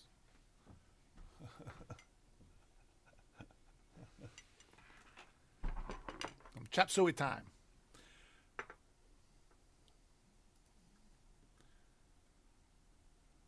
Here we go. Let me see. Let me see if it's this one right here. Let me try to find the YouTube video. Here we go. She's 12, and she got in the car and she was crying. She said, Mom, Trump won. Trump's going to win. And what if I get raped and I need to have an abortion?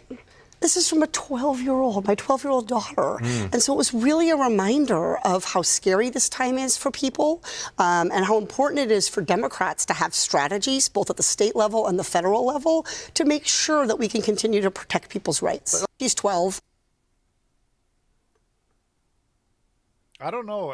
You know, you might agree with her, but I don't know what kind of mother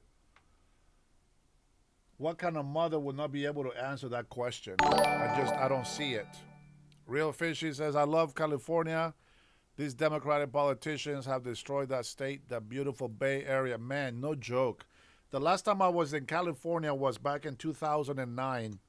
And I'm going to tell you, these people destroyed Long Beach. It was garbage everywhere. Homeless was already getting bad back then. And now it's just It's what is the worst, the most poverty, highest poverty level in the whole country.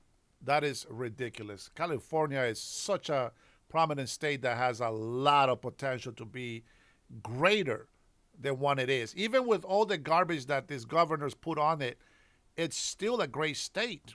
And I think that that they'll be able to do something to fix it up.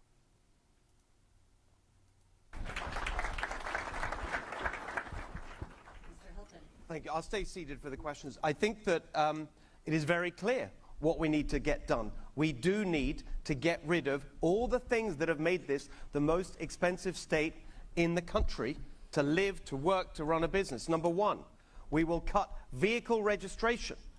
In most other states, vehicle registration under $100 a year. Here, 600, 700, 800. Many of you may be paying over 1,000. On day one, we can stop that. Just the flat registration fee, $71 per vehicle per year. Number two, we will open up California oil and gas production so we can start to bring the cost of gas and diesel down for all of you and for everyone in California. My target, $3 gas. Number three, we will act on the regulatory burden that every single one of you faces. We can cut that so that we can cut costs so we don't have what we have now, the most expensive grocery bills in the country, thanks to all the actions of this Democrat regime over 16 years of one-party rule. Thank you. Two main things. Mayor Mann. So number one is comprehensive CEQA reform. And if the legislature won't do it, I'll take it to the ballot. We've poked a lot of holes in it, but it still leaves open far too much litigation, too much process, hundreds of pages of paperwork, years to comply. We're not serving ourselves by having overly onerous compliance rules that force people to study everything and then you get sued anyway because you missed one thing. We need to completely overhaul CEQA, and particularly for infrastructure like water conveyance, for the housing that we need exemptions and strict limits on who can sue and how long it can be in judicial review. So comprehensive reform of CEQA is critically important. The second is reforming the way we approach energy. We need an all-of-the-above structure. It is crazy to push all the refineries out of state just to import fuel from farther away that therefore is dirtier, costs more, we lost all the jobs in the meantime. The way to get there is through innovation and investing in smarter energy transition over time, not punish sources of energy we rely on today.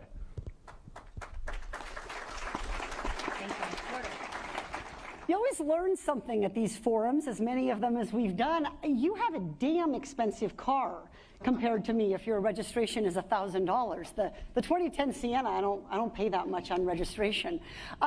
Two things I would do. Look, we need to focus on things that directly help families bring down costs, not attenuated strategies.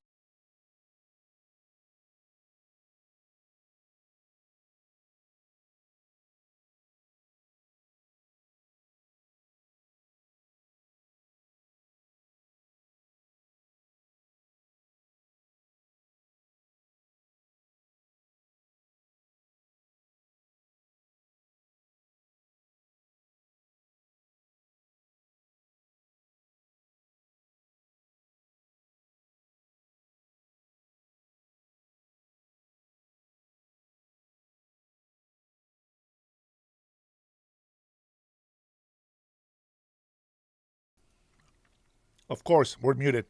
You know, guess what that's going to do for the economy? She says because she has a cheap car, the other guy has to have a cheap car as well. That's not how it works. The people, when they buy an expensive car, they pay taxes on that car. Tabs are tabs. $130. The older the car, I get it, the less you pay in taxes, but that is a stupid analogy to say, well, I got a cheaper car so it doesn't affect me. How about you don't buy an expensive car? What do you think that's going to do to the economy? What, should everybody just say, oh, I don't want to buy an expensive car? That is ridiculous.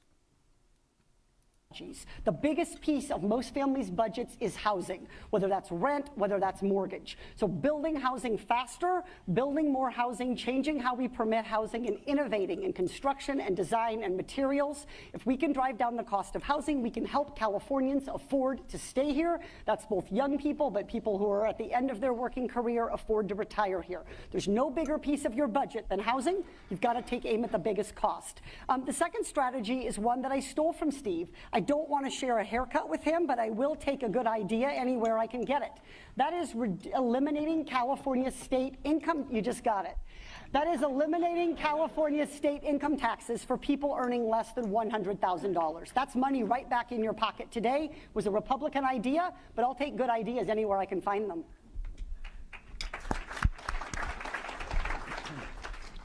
You know, I was the first candidate who started to talk about this issue of affordability. Why? I grew up in a home where my mother struggled to make ends meet. I've lived in a neighborhood for a long time where everyone struggled to make ends meet. But now in this state, all of us are struggling to make ends meet. So let's talk about gas. I was the first one to talk about we overregulate refineries. That's not a Republican idea. It's true. It's a Democratic idea as well. If we continue to overregulate refineries, one more goes down, gas prices are going to $8.75 a gallon. I've got a plan that says instead of overregulating these refineries, what we have to do is we have to focus on, we got too many regulations. CARB, California Air Resources Board, has made it impossible for them to exist. We should clean up these refineries. But we have in Sacramento. We're going to pause right there. I want everybody, it doesn't matter who's here, I want everybody to listen and pay attention to what they're saying. Remember, when they are not campaigning, when they are not running, when they are running, oh my God, listen to this. My brain right now is just,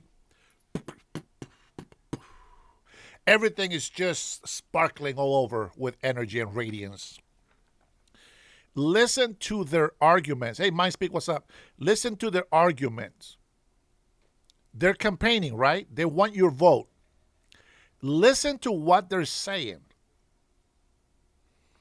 High regulation, high taxes. That is the problem for unaffordability. That is the problem, they say.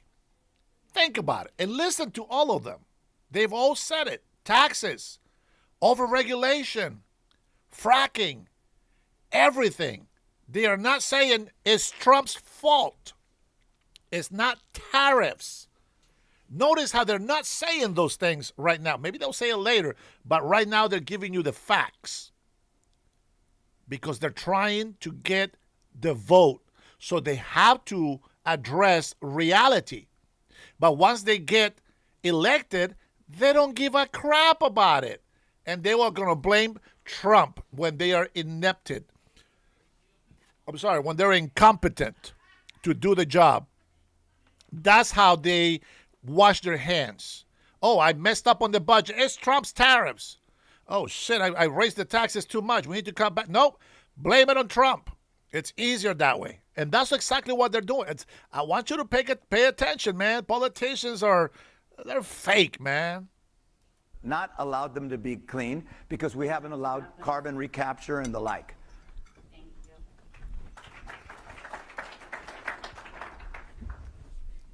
So if we want to act fast, the only way to do that is to declare a state of emergency. That's what I would do.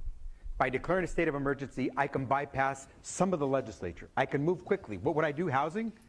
There are more than 40,000 units today that could be built because they're shovel ready, but they're bogged down.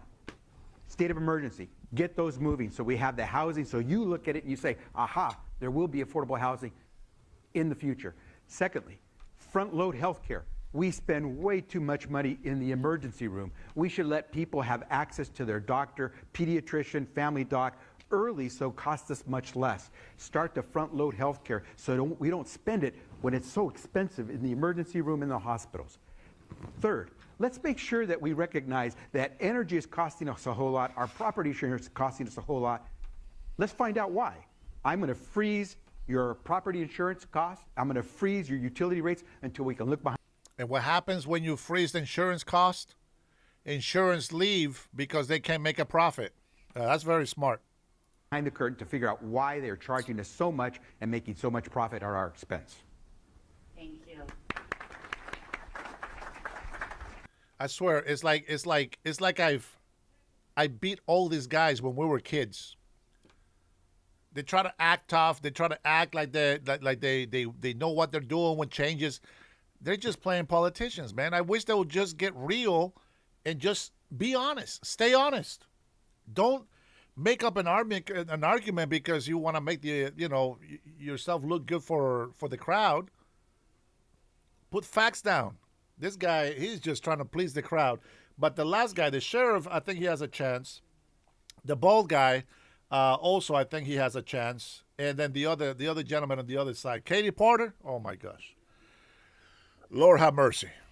So a few of you touched on housing. So in the interest of time, I think we'll jump to energy. And a couple of you touched on energy, but maybe not as comprehensively. So let's talk about that because another key factor impacting the cost of living and 100% cutting edge. and significant cost input for both businesses and farmers is energy costs. We're reading about it every day all over the state, right? Which have nearly doubled in the last decade alone. So tell us, what do you think is driving our state's high energy costs, and what can we do about it? And we'll start with you, Mr. Holt.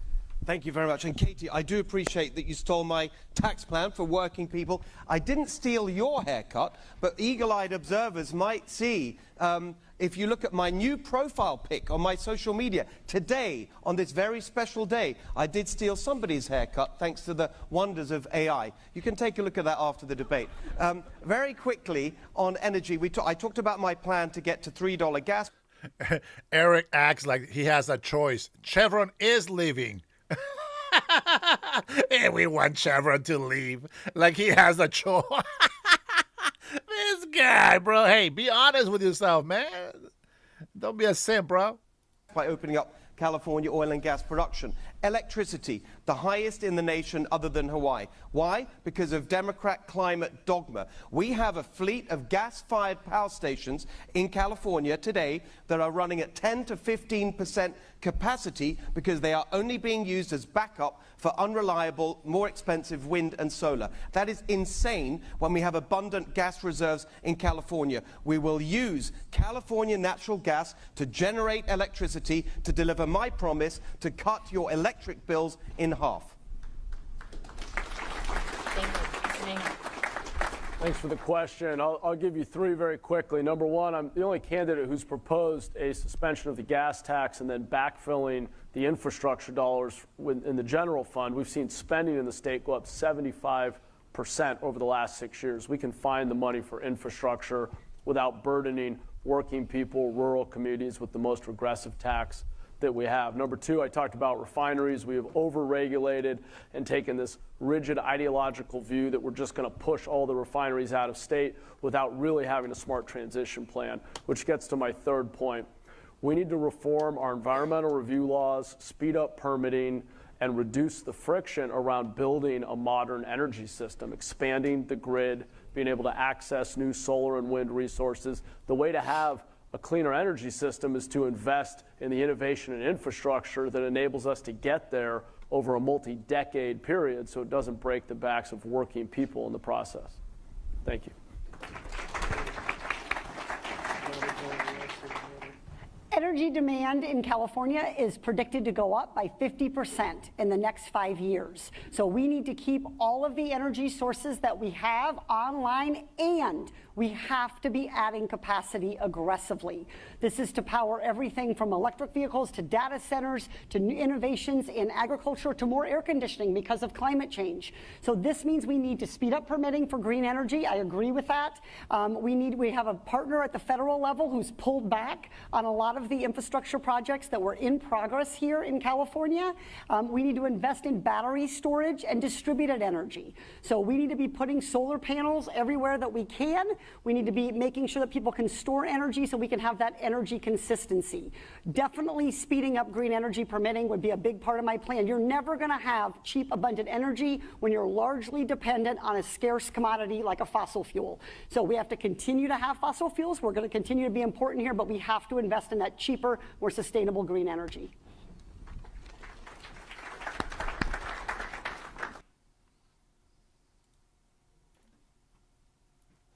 A major healthcare fraud investigation here in Southern California. Defendants built the U.S. out of more than $50 million. That's according to the U.S. Department of Justice, saying doctors and nurses were arrested today. Eyewitness News reporter Annabelle Munoz has the details. The FBI provided this video, part of a series of search and arrest warrants conducted across Southern California this morning over suspected health fraud, including in hospice care. These defendants recruited beneficiaries who were not terminally ill and paid them to pose as patients receiving hospice care. Medicare then paid millions of dollars, hundreds of millions of dollars, on false and fraudulent claims submitted by fraudsters. Among the 8 people arrested, a Covina couple. The Justice Department says 66-year-old psychologist Gladwin Gill and his wife, a registered nurse, operated a fraudulent hospice business out of Glendale. This particular hospice submitted more than $5.2 million in fraudulent claims, and Medicare actually paid out more than $4 million. Mr. Gill's attorney told Eyewitness News he denies the allegations and looks forward to his day in court. Asaili was joined by Dr. Mehmet Oz, head of the Center for Medicare and Medicaid Services. We're going to review every single hospice in California to make sure that they're all appropriate, and we hope to do that expeditiously. We'll do it this year. During the news conference, federal authorities were asked about this video California Governor Gavin Newsom said his office was reviewing back in January. Oz, who's Turkish-American, stood in front of an Armenian-owned bakery in Van Nuys alleging widespread fraud in the area. Asaili confirmed none of the defendants named today were connected to that video. Dr. Oz responded to the outcry that his accusations, which the business owner denounced as false, were discriminatory. I was stating the facts as they've been explained to me, and we have a lot of evidence of where the fraud is just looking at the numbers. Oz did not provide any evidence against a specific business in connection to that video. Today, he suggested half of LA County hospice care facilities are fraudulent, pointing to survival percentages as evidence. World experts at CMS say if you've got 100% or near survival, certainly if you've got a survival over 50% for a population that's supposed to have passed in 6 months, you've got a problem. Governor Gavin Newsom responded to the accusations the state has not done enough, saying in part, the Trump administration, home of the biggest fraudsters on earth, is trying. There you go. Fraudsters in California. Just in case you were wondering about fraud. We've said some of it. We got to stop the carb. Any carb regulation that drives up costs, we'll put a moratorium on it. 1. 2, I don't believe in a gas tax because we need the gas tax to do our infrastructure, but I do believe in a gas rebate over $5.50 a gallon. 3rd, we've got to address the fact that we don't build anymore. If you read the book Abundance, this state isn't building in the way that it used to. So we, as an example, we've said let's go all electric by 2035. Sounds like a great idea, but we built 167,000 charging stations in 10 years. In the last 6, we built 167,000 charging in the last 6 years. We need 2 million in the next 10 years, and if we built it, we don't have a grid. So we have to build the grid, we have to streamline permitting, we have to do everything we can on all of the above solution with regard to energy security. Thank you. Mr. Becerra.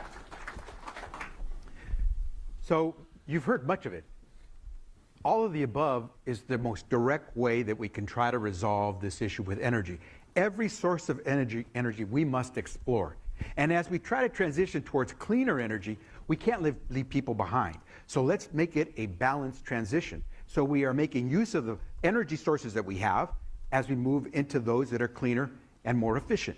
But at the same time, let's recognize something. We can't make the situation worse for ourselves. We are spending billions of dollars right now, every day, to be in a foreign war in Iran. That is costing you and I money directly right now. Every time you go to the gas pump, you see the price of having begun that unlawful war in Iran. We need to concentrate on doing things right here in America. And one of the things we need to do is get our energy right. That means concentrating on making use of everything we have and not beginning foolish wars abroad that may start to cost us not just money, but lives. Thank you. Well, he wasn't at a minute. He was over. He was over. Oh, he was over? Yeah. Energy is very, very easy. I don't want to suspend the gas tax. We're going to eliminate the gas tax. Why suspend it? That means it's coming back. We're over that. We're over being taxed and we're over being feed. We are going to be energy independent in California. We are going to be oil independent in California. We will never buy another gallon from another state or from another country. And we will be energy independent in this state. We will never buy gas from another state. And electric will be nuclear. You want to talk about clean? There is nothing more clean than nuclear.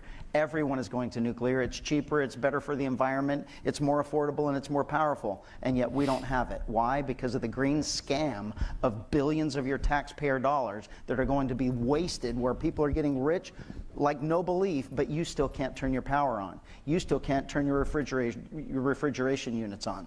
We are absolutely going crazy. I love being the first Republican in this race because it made all of the rest of the Democrats have to act like Republicans, like they wanted to help you with the issues that we have.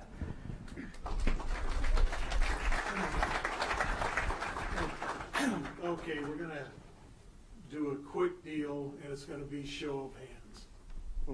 And the question is, do we need to rethink how we balance our state's climate goals and mandates with people's needs? You think? For some relief for energy prices. Do you want to raise two then? Yes, 2, 3, every limb. All right, I know every candidate hates this, but only a show of hands. Do we need to do so? Yes. We don't need to do so? No nos. All right. Okay, thank you. All right, and we have one final question on affordability, food prices. Food and grocery prices have risen dramatically in recent years. A recent PPIC study found that nearly 30% of Californians are cutting on food costs in order to save money. And for households that earn under $40,000, it's 50% of Californians.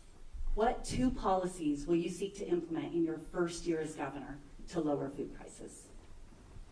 And we will start with. That starts with me. I mean, look, I think the 2 biggest drivers I'd focus on are, number one, the one that we just talked about, which is energy, major input to food costs, as you all know. And I think we've covered that pretty comprehensively.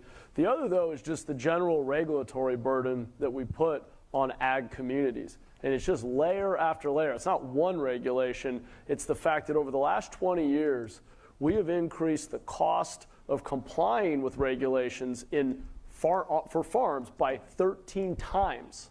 Not 13%, 13x what it took to comply just 20 years ago.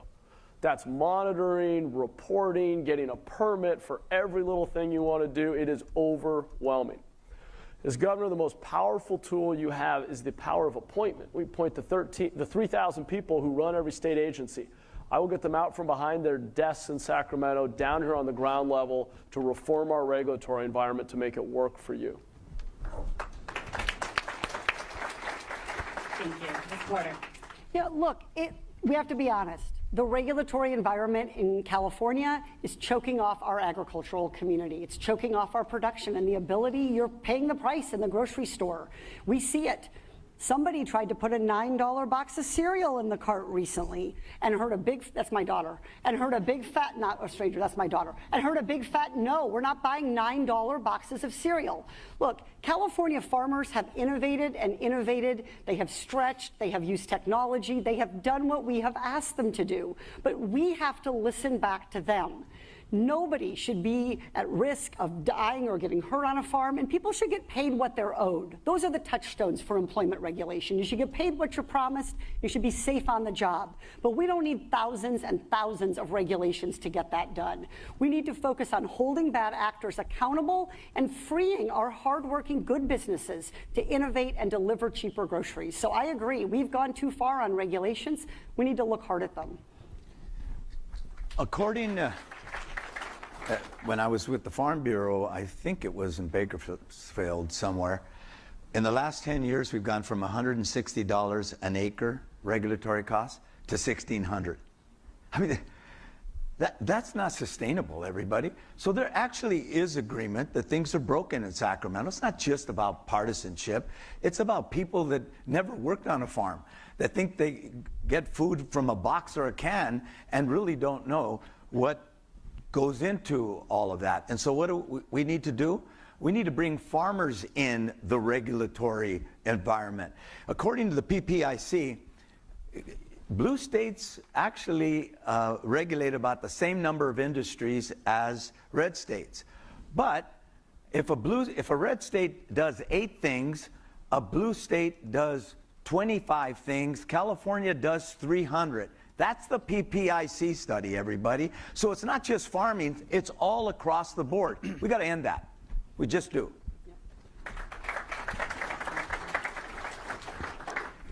I think we all agree. There are some regulations that are just getting in the way. And we should quickly sit down in that, when I declare that state of emergency, I'm giving you that chance to sit down and say, these are the regs that are getting in the way. And we start to remove those so you can move faster. But I think there's something else we have. We have to give you predictability on water. Because if you're going to grow, you need to know what you can forecast. You need to know how much you need to spend. And if you don't know how much water you're going to get, you could be making a big investment in your farm, in your production, and not be able to produce all the way through. So we need to give you some predictability when it comes to your business. And that we can do. We may not know how much rain is going to fall in a particular year, but we can still give you predictability based on the amount of water we currently know we have. We can work far better with you so you can have some levers that you're holding to help make sure you do this the right way.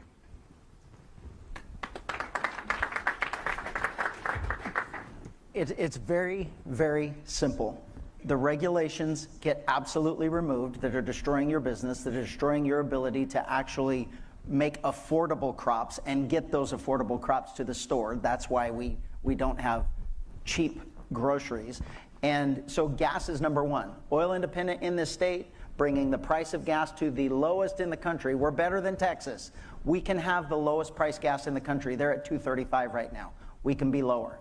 Water is obvious. 12 years ago, you all voted for billions of dollars to build new reservoirs, and instead we've taken 4 away.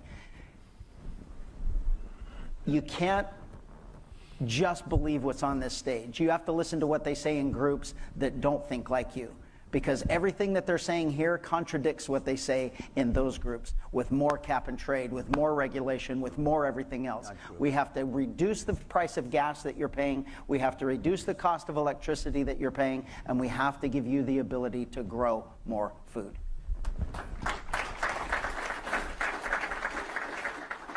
So many of the points have been made correctly, but the honest truth is we're never going to reduce the cost of groceries or anything else until we abandon the climate dogma that has got us to this point. The Democratic Party has to abandon it clearly, decisively. No more. We're going to get rid of this insane net zero 2045 target that is driving the cost of energy up, that is driving the cost of gas, that is stopping affordable housing being built. We've got to make a big decision here. Are we going to continue down the same path that's got us to this point, or are we going to take things in a new direction? And frankly, the people that got us to this point cannot possibly get it done because they are captured by the interests that drive costs up. The climate lobby, the unions, the trial lawyers that are driving all these things like PAGA lawsuits that are driving every business crazy. We have to have a complete break from the past, or none of these promises from these Democrats will ever be delivered.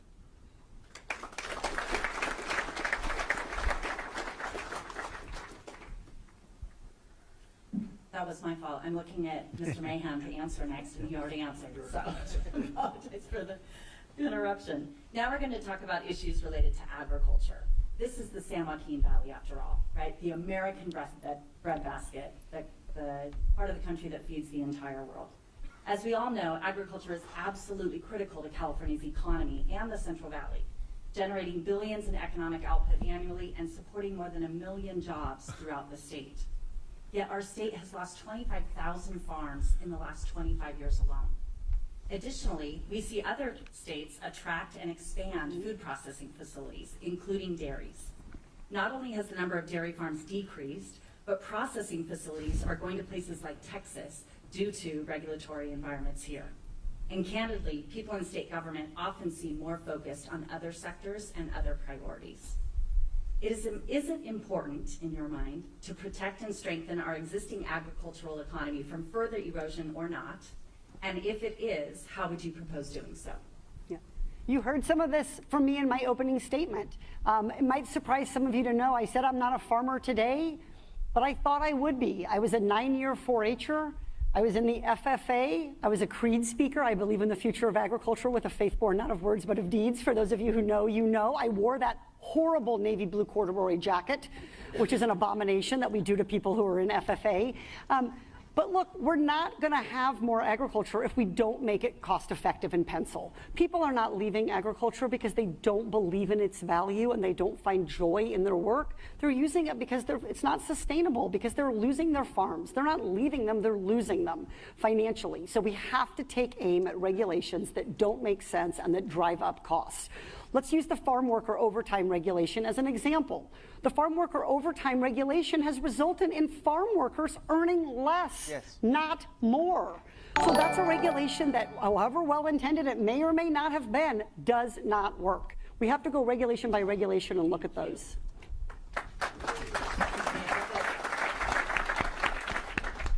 It's about $2,500 that they lose on average as a matter of fact. And you're right. And look, we can make this partisan, but let me be clear, if you want to make it partisan, you're never going to get elected. Because at the end of the day, it is a blue state. But let me tell you this. There are a lot of us who figured out this thing is broken. It's broken up in Sacramento.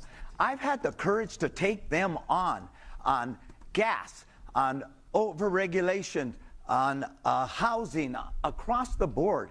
And when I was mayor, we could all talk. When I was mayor, in the middle of a recession, I cut the gross receipts tax. Why? Because we were drowning in regulation. I went from one department, from 12 departments to do anything, to one department, so that we could accelerate the building. And we had 25% of all the cranes in the United States of America were in my town. So rather than get partisan, let's come together and try to figure this out. I believe the next governor has got to be somebody that understands it's broken in Sacramento, and I got a record of fixing it. Thank you. Mr. Becerra. Never going to get elected. When it comes to ag, I think there are two things that are perhaps most important in the minds of most Californians. Those who don't live in ag country, but understand how important it is to have good quality food. Safety and production. If we can do everything possible to make sure we are providing the safety that consumers want to see, that we want to see for workers and for these operations, and if we can provide for the most efficient operation in the world, so we keep ag here in California, then let's start to shave away all the other regs that have nothing to do with safety and production. That's how you start to get to the point where consumers can afford to buy the food that's at the grocery store. Because I don't think there's anyone who goes to shop who wants to know that they have to fear putting the food that's at that grocery store in the mouths of their children. I don't think there's anyone who wants to know that we're shortchanging our growers and our farm workers to try to make the food affordable at our grocery store. Safety and production, we can do that working together.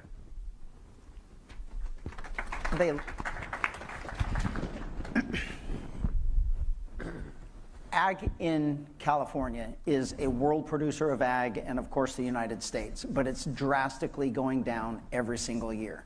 It has to stop, and we are not going to make it stop by choosing the same people, the same ideological agenda, and the same mission forward if you want a different direction.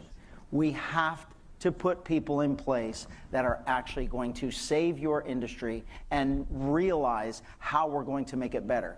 We not only have to increase the size of our farms by allowing you more water, allowing you all of the water that you need, the power that you need, the gas that you need, the cheap food, the labor, all of those things.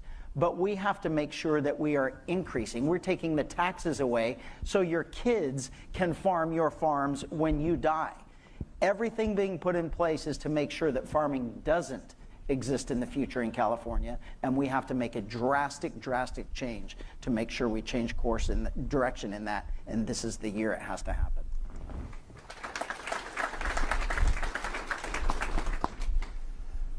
David Tongipa's in the house. Good to see you, man. How you doing? Didn't you just see there revealed the arrogance of one-party rule? It's a blue state. We're going to be in power forever. You're just stuck with this. How outrageous. What contempt for the voters of this state. We have had enough. You've had enough. I've seen it all over the state. This state demands change, and this is the year we're going to get it, specifically on this great industry being crushed by these Democrat ideologues. Of course I want to save this industry. This is the greatest agricultural area in the world. When I'm governor, it will have everything it needs to thrive and flourish. We are going to make that happen. Top of the list, water. We are going to increase deliveries within the current infrastructure we have by deleting the biological assessments of recent years and increasing the water flow down here. We're going to dredge the Delta. We are going to finish those projects that should have been done years ago. Sites Reservoir, finish the Folsom South Canal, get the water you need to grow the healthy food that we need for our state and our nation.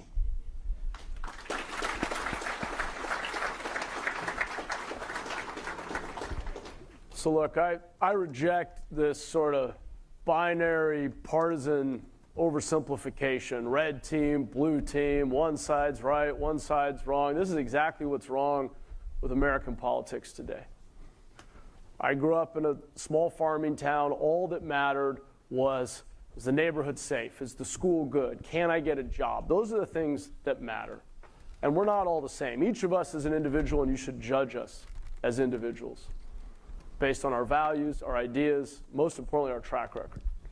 As mayor of a big city, yes, a blue city, but as a very moderate, pragmatic, problem-solving mayor, I know what it takes in practice to take on the interests that dominate the state. I've gone up against trial lawyers. I've said no to public sector unions. I was the first Democrat leading a big city to come out and support a Prop 36. When we weren't building housing, I led the fight to reduce fees and cut permitting timelines. So I know what it looks like to be balanced and solve problems, and we should really focus on what we're going to do in government to make your lives better. What? What? You didn't say anything. All right, well, we like the spiritedness. Let's keep. He said, what? You didn't say anything.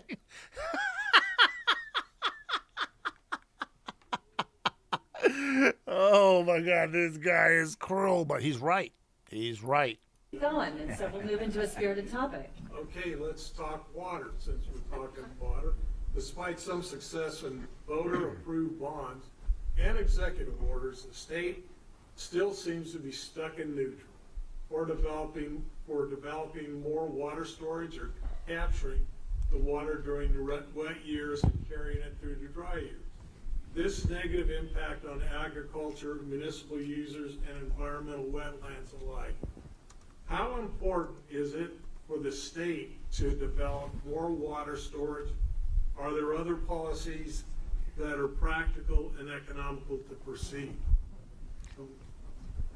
Yes. By the way, I think in 98 or 99, when we did that water bond, it was supposed to be 2 dams, never got built.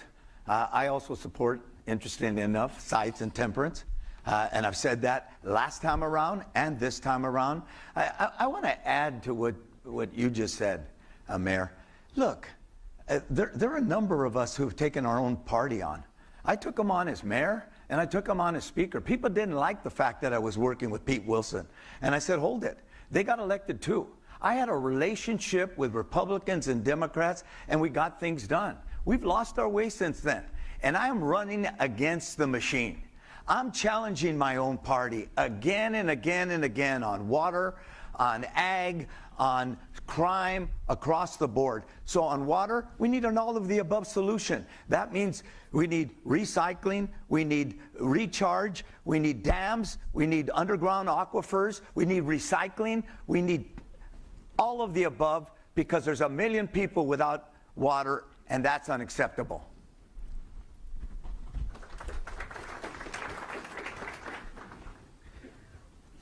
So first, there's no way you get anything done unless we learn to work together. Period. You learn that when you're a kid, when you're at home, and you got to share your toys with your siblings. I mean, it's simple. Politics gets in the way, but let me tell you what gets in the way most in politics. It's not the parties, it's the money. If you follow the money, you'll see where the arguments go to extremes. It's where the money goes. But let's talk about what we do on water. We have to do a far better job of recapturing and recharging. We have to do a far better job of storage, of conveyance. And we have to do a far better job of conservation and distribution. We have enough water in California. It's making the best use of it. And the state has an obligation to be the big investor to make it work for everyone. And so I will tell you, as governor, when you're at the table sitting with me, I will listen to what you think we need to do in every one of those areas so we get this done together. Because water is more precious than gold. Let's make it work. Water, if you want to control a population, you have to control the food. If you want to control the food, you got to control the water. And I think we realize that that's where we are. Rationing your water in a state that has more water than any other state in the country is asinine. And he mentioned it. It's complete government mismanagement of our water. You need 100% of the water to operate your farms. The only way you're going to get that is if we build massive dams. Massive dams are not, and many of them, they are not going to be built in this state because of regulation. The environmental regulation that makes weeds and bugs more important than your life, my kids' lives, that's what's destroying California. And whether you want to admit it or not, it's an ideological Democrat agenda that if they wanted fixed, they have complete control. Yes. They could have fixed it yesterday. They don't want to. They're just in this room right now telling you that they do, so you'll vote for them. We need a massive change. We need many reservoirs in this water, and they will get built immediately with me as your governor. All right.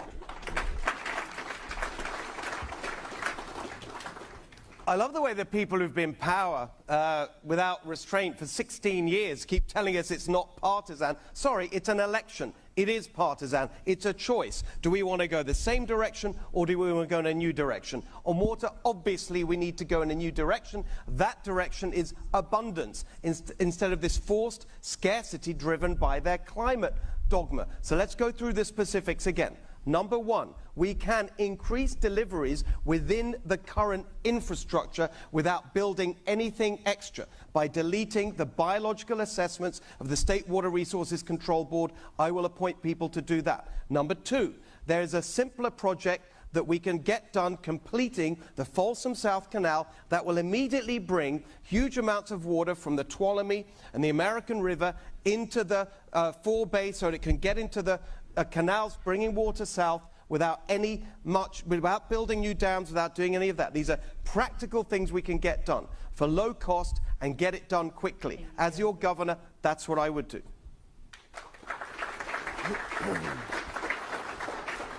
So look, when it comes to water, we've got 19th century laws, 20th century infrastructure, 21st century problems.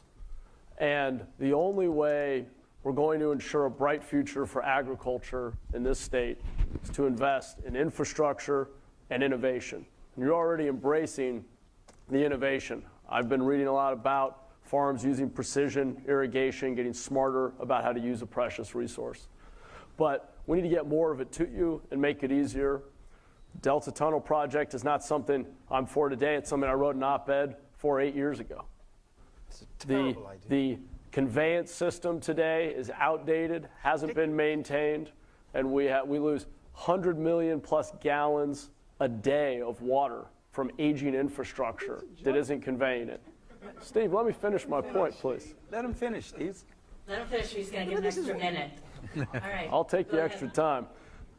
We won't hear anything from number the three more than we've heard in this minute.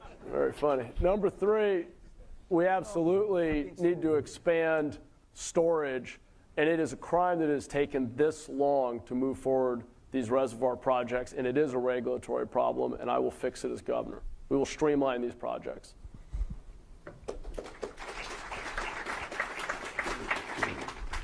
For too long, our water conversation in California has been about pitting different Californians against each other. It's about north versus south. It's about agriculture versus urban. It's about even within different agricultural communities in different parts of the state. Those who rely on groundwater, those who rely on surface water being pitted against each other. Water is a scarce resource, and we need to be smart about how we use it, and we need to recognize that we have already asked agriculture to dramatically reduce their water and become more efficient. Today, about 50% of all crops are grown using drip or micro irrigation. You don't have to read about it, Matt. You can go out with any one of these gentlemen and see it like I have. It's really, really important that we recognize they've done what we've asked them to do. They have innovated. We need to also ask our urban and suburban communities to innovate. In Irvine, we are the home of water recycling. Our population has tripled in Irvine, and our water usage has gone down in half. That's a story that agriculture can relate to. We have so much extra water in Irvine now, we're pumping it back up here for agricultural use. That's how we get this done. Your biggest fan. I'm going to start with Javier Herrera. What do you know about the Delta, how it works, and the connection between surface water and groundwater supply? Like any basin, that's where you have the seawater meeting the freshwater. And what you have to do is have that balance so that what you are able to do is make use of that fresh water that's coming down and make the best use of it for our state, for our people, for our industries, and at the same time protect those basins so that we don't see the incursion of that salt water into the inner areas of that Bay Area, because that begins to erode the economies and the environments. Talk to the fishermen who are trying to survive these days with the lack of rain and the lack of opportunity with water. Their industry is suffering tremendously. And so the basin area and what we do with water is crucial. And that's why we have to have everyone at the table sitting down so we make those balanced decisions about how we make the best use of all that water that we're getting flowing down from our mountains before it goes into the ocean, and making sure we're preserving what we know as the uniqueness of California. Yeah, you can't get any simpler, so that was a great definition of what that is and what the issue is. But I think we have to ask yourselves, at what point is that more important than the rest of us? At what point do we flush every single bit of water that we have into the Delta to keep the salt from coming in, and then now we have no water for the rest of the year? There has to be this, the things that have been going on, the laws that have been going on, everything that's happened over the last 100 years, and now we have today problems, but we're stuck in the past and don't want to change it. We absolutely must save the water that we are having. We have no more dams than we had when we had half of the population, but yet we're using the same amount of water or a little bit less. And let me remind you all, I don't have to remind you, you're doing great with all of this things that they're making you do with irrigation, drip, and everything else that you had to pay for. I just want to give you more water. We're just going to save the water and make sure that you get all that you need to grow our food.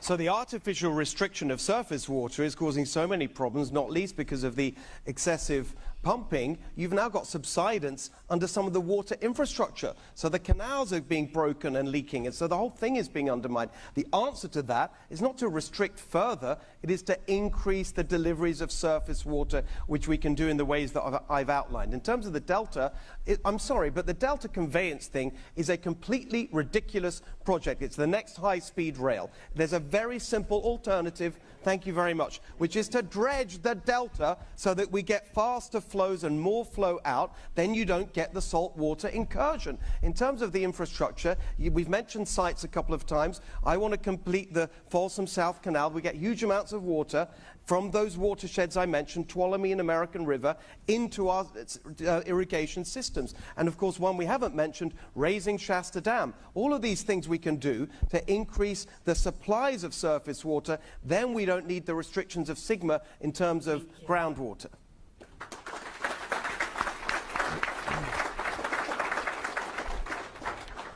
Look, I think it's a false choice. I think the tunnel project wouldn't be like high-speed rail if we reform CEQA, which is exactly what I'm talking about. We need a comprehensive overhaul so it doesn't take decades and cost billions more than it should. We need to be able to build infrastructure in this state again.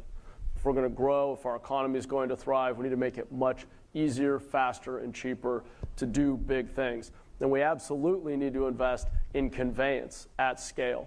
We do not have enough capacity without actually being able to move more water to where it needs to go in the state. That means upgrading the conveyance system. It means improving existing infrastructure so we have less leakage. It means raising our dams and increasing our capacity to store in wet years. And it means embracing technology. It's all of the above. And along the coast, it means investing in water reuse and desalination so that we diversify our water supply.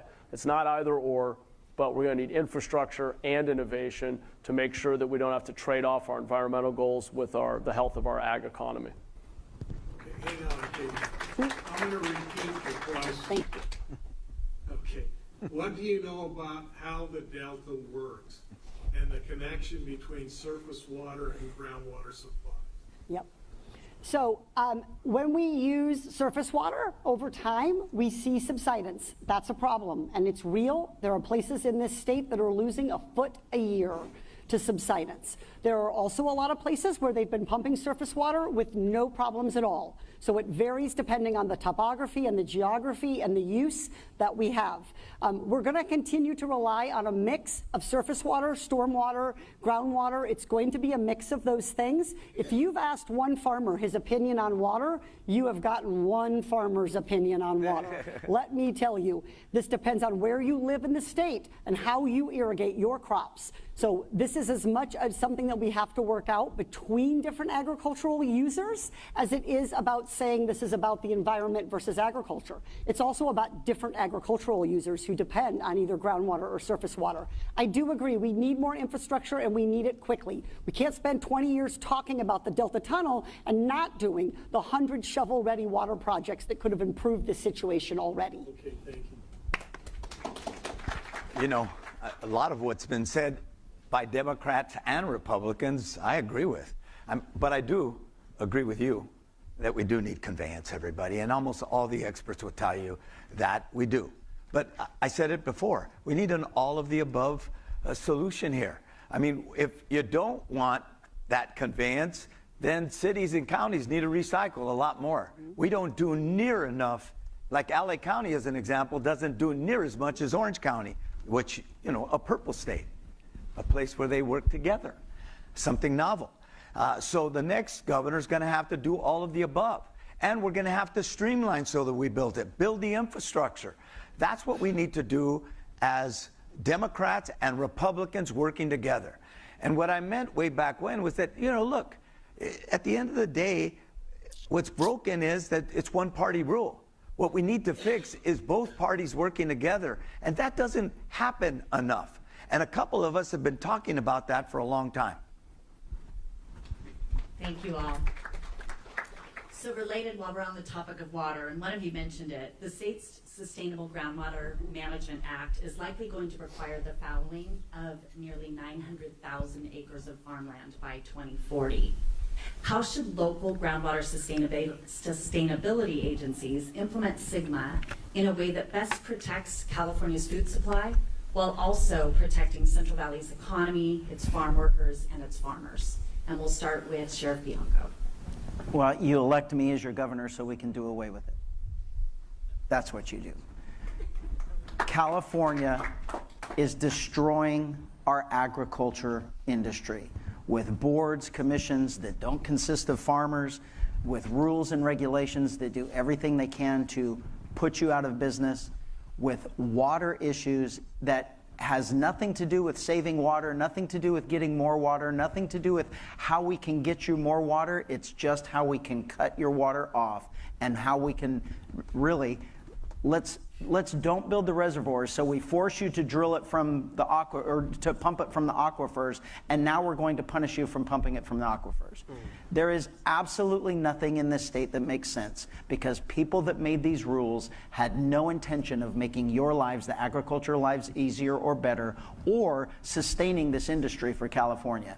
We have to bring adult decisions back to the table where we make decisions that just fix problems instead of pushing them down the road.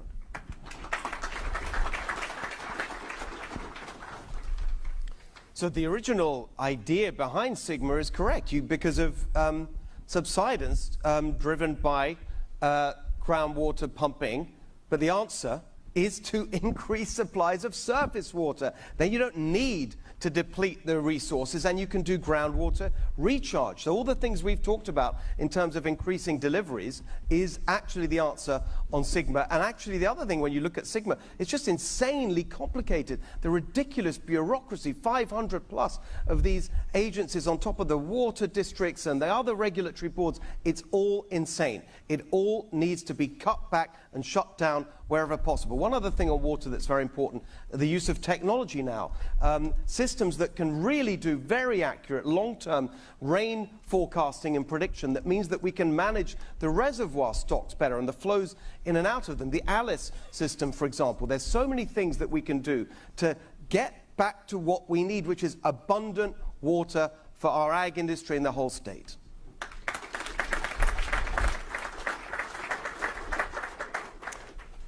Well, that's one we agree on. I mean, look, Sigma's not some big conspiracy. I think it's overly complicated and bureaucratic, but we do need to protect groundwater resources and not continue to have subsidence. We've seen that there are long-term risks to what we've been doing, and the only answer is alternative expansions of supply and improvements in conveyance. As I mentioned, we lose over 80 billion gallons a year just to leakage from aging infrastructure. We need to upgrade that infrastructure.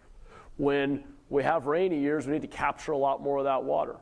We need to be incentivizing and paying farmers to recharge groundwater. So expanding supply, being able to move that supply around, recharging our groundwater is the way to do it, and we should reduce the regulatory burden around achieving those goals.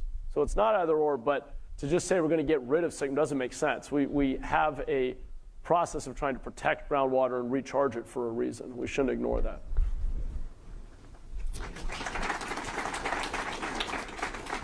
Water is a collective resource. If we have no rules and no system, we will not be able to have it as a shared collective resource. Sigma was passed for a good reason, but the implementation of it has been deeply, deeply problematic.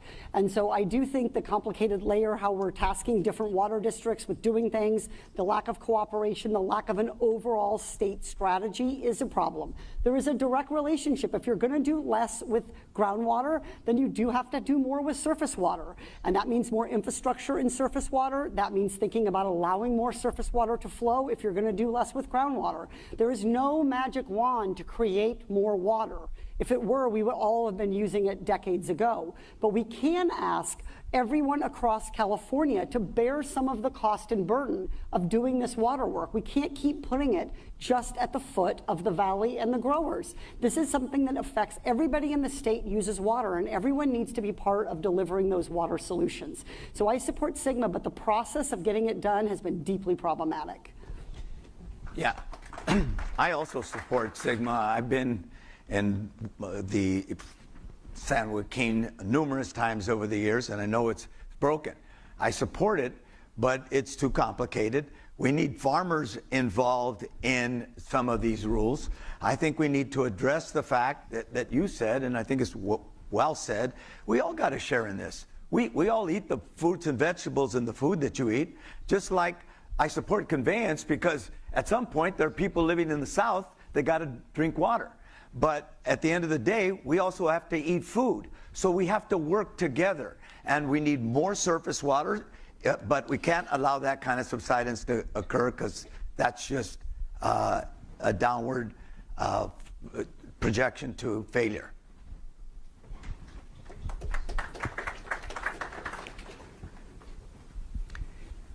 I'm not sure how some folks who want to get rid of our rules that help us manage groundwater believe that we can do the right thing without some guidance. I agree that maybe there's too much regulation within SGMA and we have to trim it back. But let's be honest. We need groundwater. There are some communities that rely solely on groundwater. And we need to do a far better job of how we manage that groundwater. And so here's what you're going to get from me if I'm governor. You're going to get infrastructure. You're going to get commitments on how we're going to make sure we sustain that groundwater. You're going to get commitments on how we distribute that water.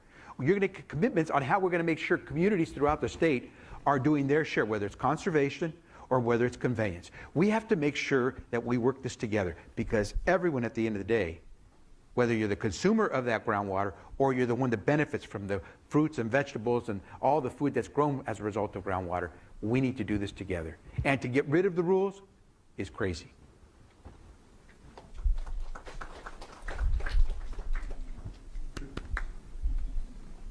Okay, we're back.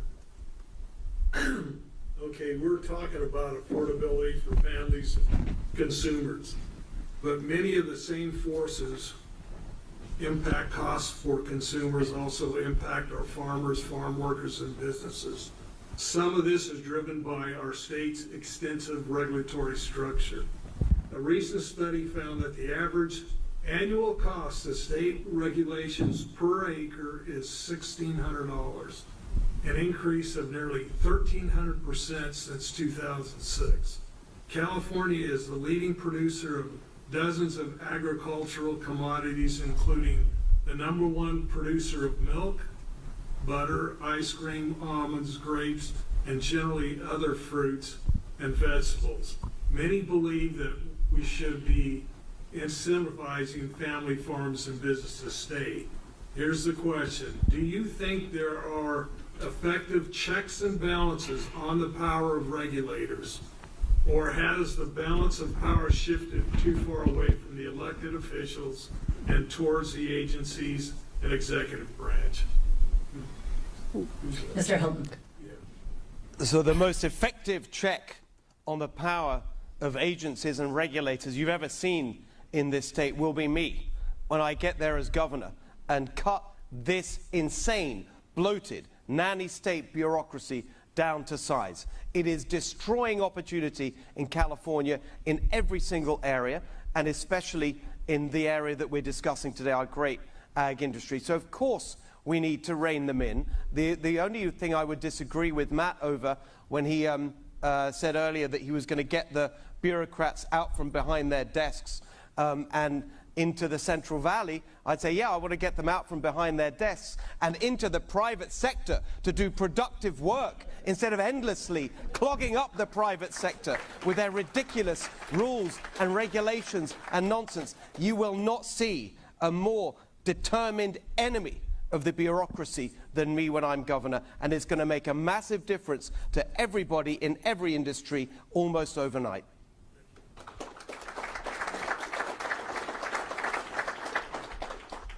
Well, look, I do think it's gotten dramatically out of balance, and we have a few problems. One is the legislature too often thinks that its job is just to pass more rules, more laws every year. You got 1,000 bills written, the governor signs 85 to 90% of them.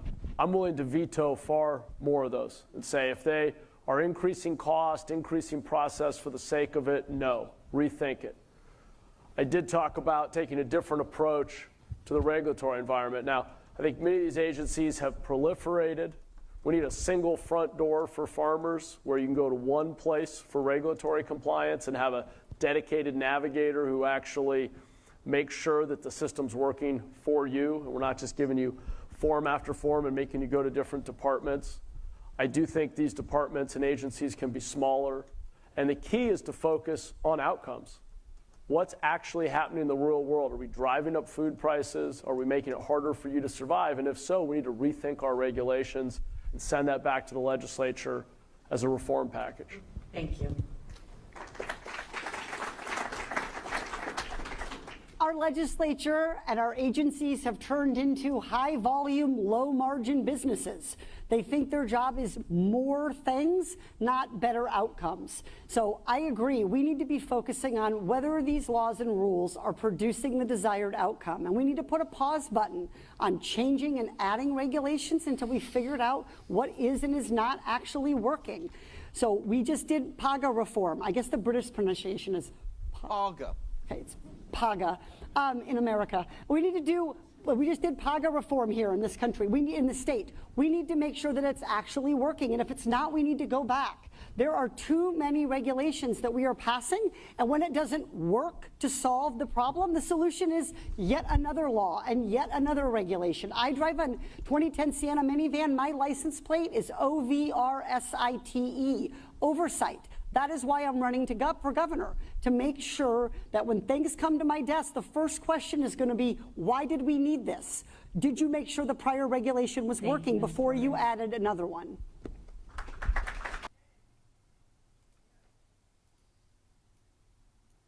Redistricting. What do you think of the governor's plan? I support the governor's plan.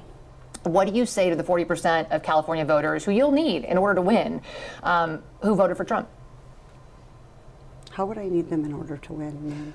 So, well, unless you think you're going to get 60% of the vote. You think you'll get 60%? Everybody who did not vote for Trump will vote for you. That's what you're thinking. In a general election, yes. If it is me versus a Republican, I think that I will win the people who did not vote for Trump. What if it's you versus another Democrat? I don't intend that to be the case. So how do you not intend that to be the case? Are you going to ask them not to run? No, I'm saying I'm going to build the support. I have the support already in terms of name recognition. And so I'm going to do the very best I can to make sure that we get through this primary in a really strong position. But let me be clear with you. I represented Orange County. I represented a purple area. I have stood on my own 2 feet and won Republican votes before. That's not something every candidate in this race can say. If you're from a deep blue area, if you're from LA or you're from Oakland, you don't have an experience. But you just said you don't need those Trump voters. Well, you asked me if I needed them to win. So you don't I think feel like this is unnecessarily argumentative. What is your question?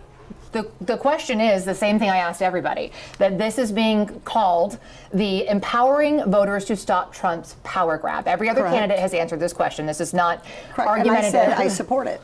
So, and the question is, what do you say to the 40% of voters who voted for Trump? Oh, I'm happy to say that. It's the do you need them to win part that I don't understand. I'm happy to answer the question as you have it written, and I'll answer it. And we've also asked the other candidates, do you think you need any of those 40% of California voters to win? And you're saying, no, you don't. No, I'm saying I'm going to try to win every vote I can. And what I'm saying to you is that... Well, to those voters, okay, so you... I don't want to keep doing this. I'm going to call it. Okay. Thank you. You're not going to do the interview with us? Nope, not like this. I'm not. Not with 7 follow-ups to every single question you ask. Every other candidate has answered our follow-ups. I don't care. I want to have a pleasant, positive conversation in which you ask me about every issue. What she means is she wants to have a conversation when only her ideas are good. That's the bottom line. But that's not all, folks. You guys remember this. To air pollution and other problems. She's so great with her staff. I would love to have her as governor. And the state could lose. Get out of my fucking shot. To air pollution and other problems. And the state could lose. Get out of my fucking shot. To air pollution and other problems. And the state could lose. Get out of my fucking shot. To air pollution and other problems. And the state could lose. Get out of my fucking shot. She don't look like that right now that she's running her little campaign, does she? And she's such a sweet lady, man. She's such a sweet lady. Oh my God, guys. I don't know if I can finish that. That was torture. That was torture.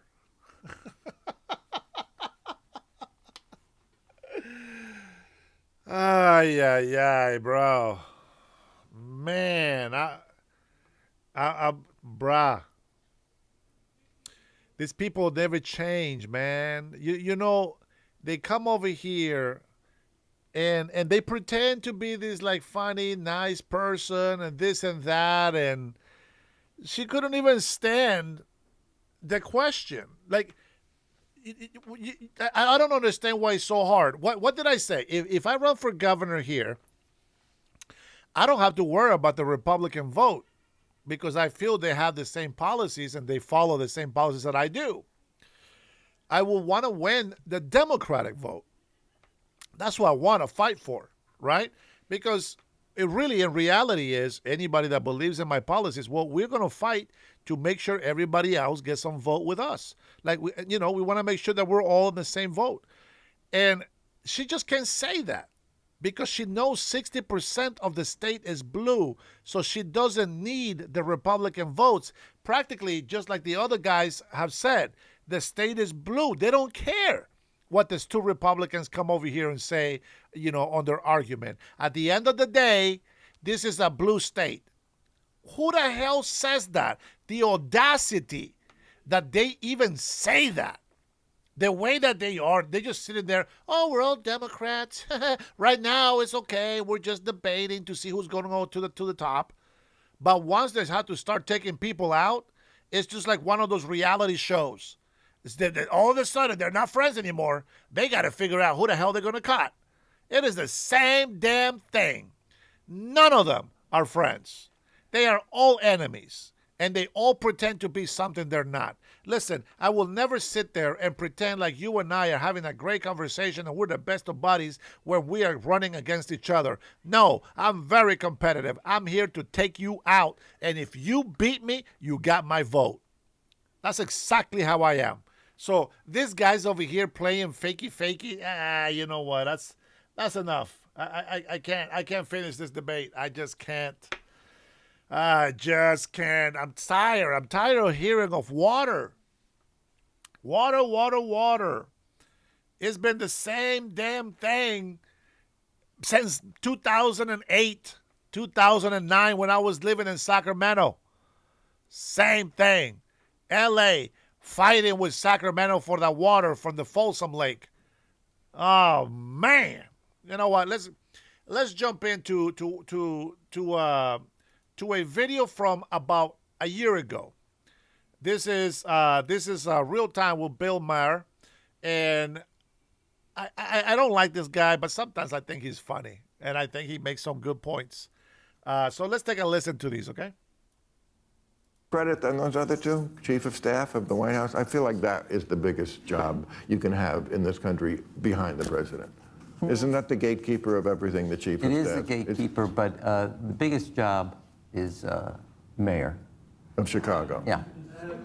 And then Chief of Staff is the worst job until you get through it, and then you look back fondly on it. But going through it is They don't last long. I mean, like, it's so intense, right, that you can only do it for like 18 to 19 months is the modern average. Right.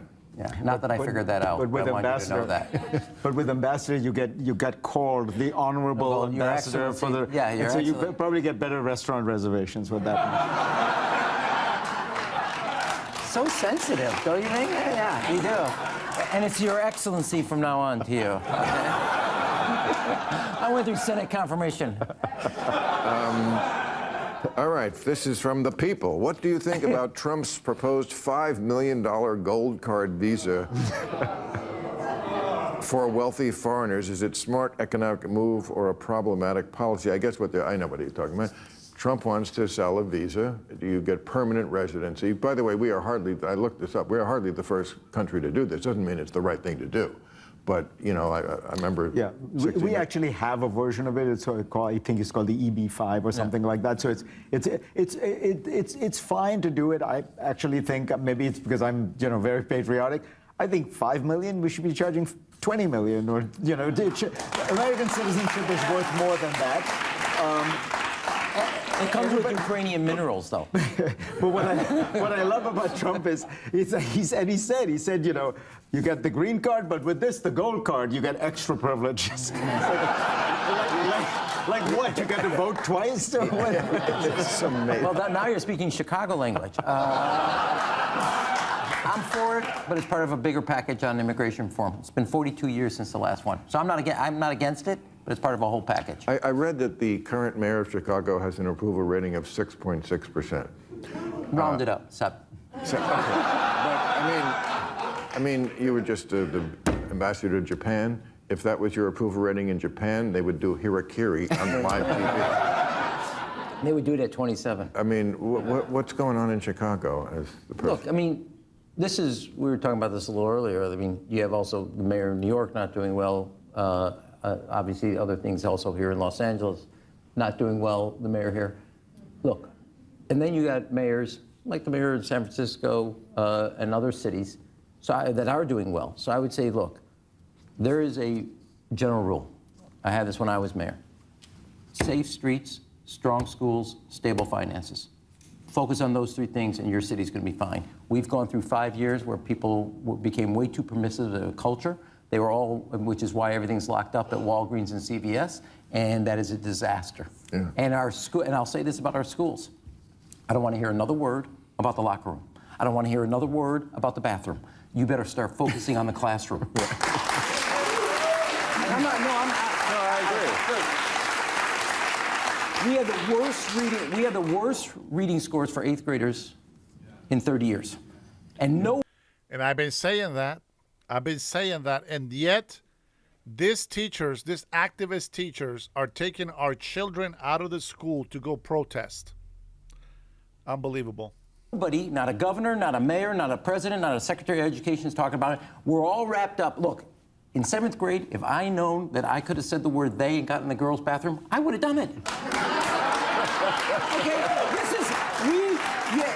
we literally are a superpower. We're facing off against China with 1.4 billion people, and 2/3 of our children can't read 8th grade level. So no more about the lot. Wait a second, I'm on a roll for a second. Yeah. No more. I gave him the light. But I don't want to hear another word about the classroom. I don't want to hear another word about the bathroom until you tell me what you're going to do with the classroom. Yeah. Enough. I couldn't agree more.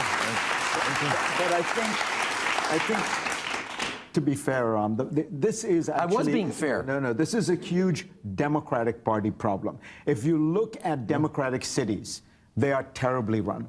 They have incredibly high taxes. It is impossible to build, so the cost of housing... Let me finish. I'll give you a chance. The cost of housing is crazy in places like New York and Chicago. If you look at Democratic states, you go look at New York versus Florida, okay? Roughly the same population. The budget of New York State is twice that of Florida. What do they have? Streets paved with gold? I live in New York. I pay the highest taxes in New York. You get nothing for it. And I think that is the image people have of the Democratic Party. Did you hear that? I think Florida has more population, to be honest. But that's so true. And he's a Democrat. I believe he's a Democrat. We don't lie. We don't lie. Did you hear? They have double the budget, less people, meaning they get more money, and yet all they have in New York is rat holes for you to live in. You did get that. This is a year ago, but you did get that. So when you hear Democrats saying we're going to raise taxes to help you and give you more, never believe them. All they're going to do is spend more money. That's it. But that is the absolute truth. Now, how many times have I been telling you guys that it has nothing to do with Trump doing what he's doing on his side with foreign relations? It has everything to do with your local government. You can't take it back. You can't take it back. That is so true. And we get people from South California or from anywhere in California, and they love Gavin Newsom. He is a scum. He smiles at people and bullshits. I don't know why people can't see right through him. I don't understand why people can't see right through him. They couldn't see past Mondani in New York. I knew he was a communist snake from the beginning.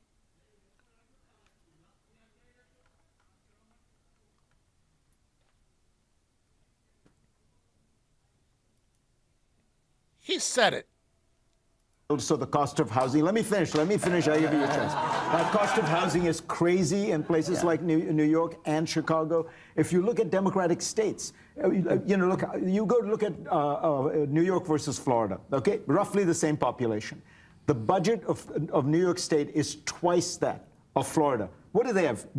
Streets paved with gold? I live in New York. I pay the highest taxes in New York. You get nothing for it. And I think that is the image people have of the Democratic Party.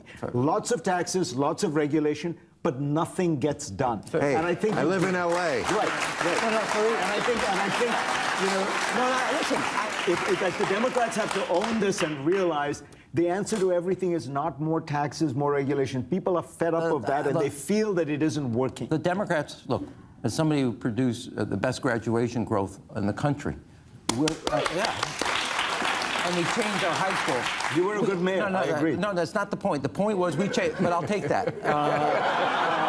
The point isn't the rules. The point is the results. And the party has gotten way too focused on what the rules are. And I do agree with you on this. We have made it impossible to function as a city or as a state, and been so. Take an example of this example here, obviously in LA.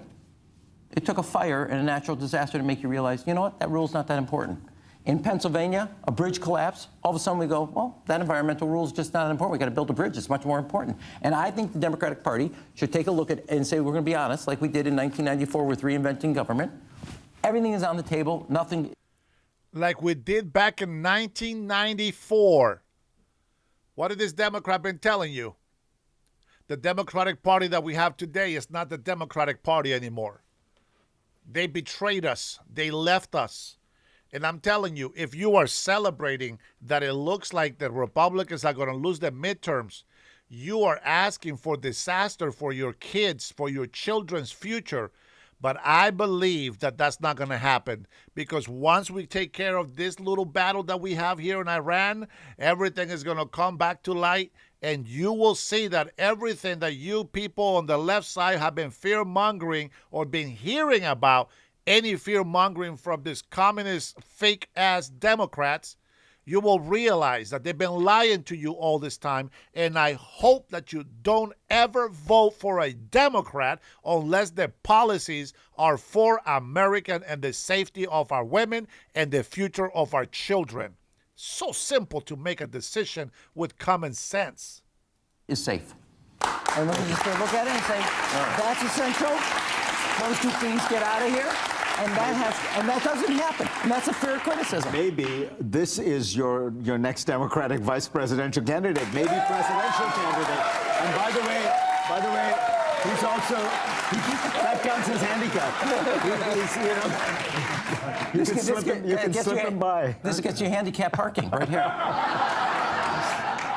At least he can't flip nobody off anymore with that hand. That added nothing to the show. That's crazy. That is crazy. If you've been watching this with me, you are my witness. Everything that I have been telling you from the beginning of my show when I first started this, even videos that I placed before I had access to lives, everything that I've been telling you has been true. And I always tell you, never vote on emotion. Use your common sense, critical thinking. Never vote that this guy he's not as bad as this one, so I'm going to vote here. Oh, this guy is not the party that I like, so I'm going to vote here to the party that I like. That is not how you make your voting decisions. And if you want to know why we're so screwed, that's the reason why. But I believe that we're going to come out of it. In the end, we will come out victorious from everything that we're seeing today. Here is from Indiana. New law has been passed in Indiana. I think it's a new law. 76, also known as new tonight, everybody from the 16 News Now I-team. Come July 1st, Senate Bill 76, also known as the Fairness Act, will go into effect in Indiana. It's aimed at helping crack down on illegal immigration. And all agencies are included, so we're talking universities, hospitals, businesses, and law enforcement. Tonight in part one of Illegally in Indiana, we're focusing on the law enforcement side of the law. So investigative reporter Caroline Clapp joins us in studio after talking one-on-one with Governor Mike Braun and St. Joe County Sheriff Bill Redmond. Caroline, fill us in. Lauren, Josh, Governor Braun says he is all for immigrants who are coming to Indiana legally. He says the Fairness Act is necessary to make sure the process is being done the right way.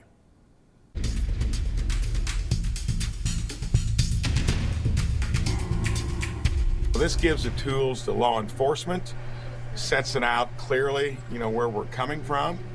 Indiana Governor Mike Braun says the Fairness Act makes it clear Indiana is cooperating with the federal government rather than resisting when it comes to illegal immigration. Here it was to make sure that there's no question about when it comes to what the federal government's trying to do to enforce those policies. We're going to be there to help, not hinder. And that's what he says the new law is all about. Do you think illegal immigration is a problem specifically in the Hoosier State? So I think it's a problem throughout the country. In other words, every state is a border state.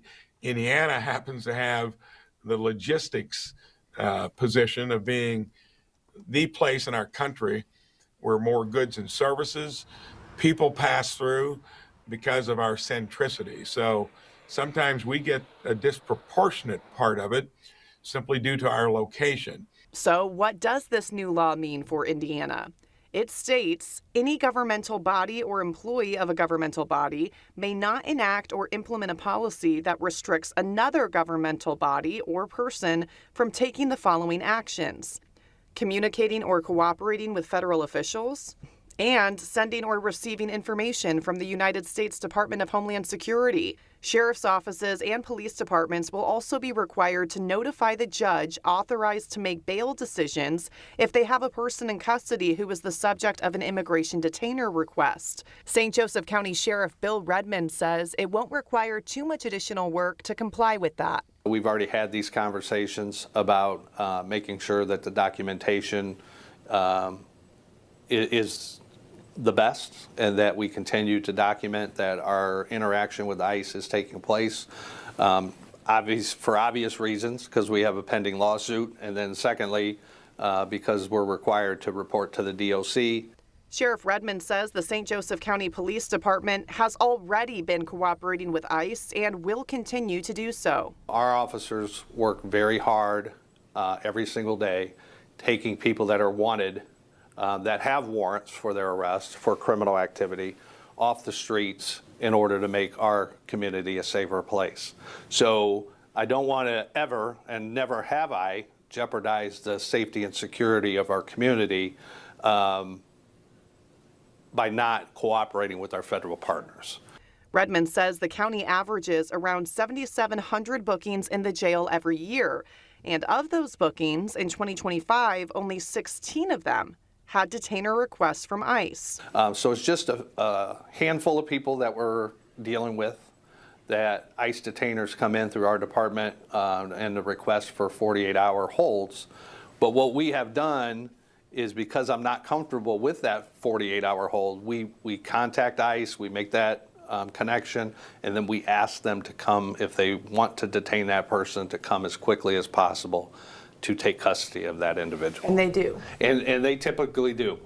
While there may not be a lot of illegal immigrants getting booked into the St. Joseph County Jail, Sheriff Redmond did have this to say about people not here legally. Overall, I think the majority of the people that come to the United States of America come here to do better for themselves and their families. Do we have people that are here illegally that are out committing crimes? Absolutely. But we have just as many U.S. citizens out causing harm and havoc in our community and throughout this country as a whole that we're dealing with as well. So to just say that it's just illegal immigrants causing all the chaos and crime and issues, that's not happening here. I can assure you that. Governor Braun wants to make it clear this new law is about cracking down on illegal immigration, not people who are immigrants coming to Indiana legally. We welcome legal immigration. Immigration has been a part of how we've built the country. It's just when you had 4 years of completely open borders, this is trying to clean up the mess that was created over 4 years. And I hope we get back on track where it's easier to immigrate here legally. And as we mentioned, the Fairness Act applies to more than just law enforcement. Starting July 1st, the state will have authority to penalize businesses for not cooperating with the federal law. So I'll explain how that works in part 2 of Illegally in Indiana tomorrow, right here on 16 News Now at 6. Well, well, well. You guys remember the green screen? Anybody watch the green screen? Any Kamala fans in here? Any Kamala fans? Any Kamala fans? Here we go. Here we go. Do not come. Do not come. I'm going to come.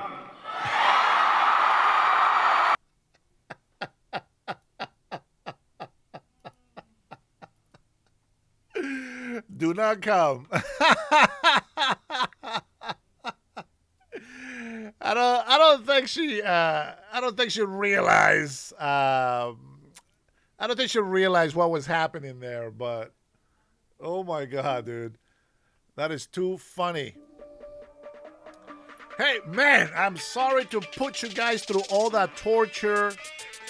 I thought it was important to listen to the debate with the Democrats and some Republicans in California. It is very obvious the Englishman has the best ideas. I like the sheriff, but I think the Englishman has the best ideas. You guys know who the fake ones are. One is too soft, the other ones are fake. They play politics. It is crazy. It is a crazy world out there. But hey, you know what? We'll see what we got for tomorrow. We have a lot of members. I think that we can start doing just more members-only stuff. I really don't know what's going to happen tomorrow, but whatever happens, I'll make sure I make some time for you guys. Guys, if you've been with me this long, thank you so much for being here with me. That was torture. I know. I apologize. But sometimes we got to do it. All right? I hope the best. I wish the best for California. Here in Washington, we got 3 more years to put up with. But we'll see what happens. Remember, if you're a migrant in this country, you better be here legally. If not, you should self-deport. Right now, you still get some money, free ticket, sell your stuff, or just take it with you to your country. Don't bring shame to your country. Go back to it and make it better. God bless you. God bless your family, and God bless the USA. I really thank you so much for being here with me. Have a good night, y'all.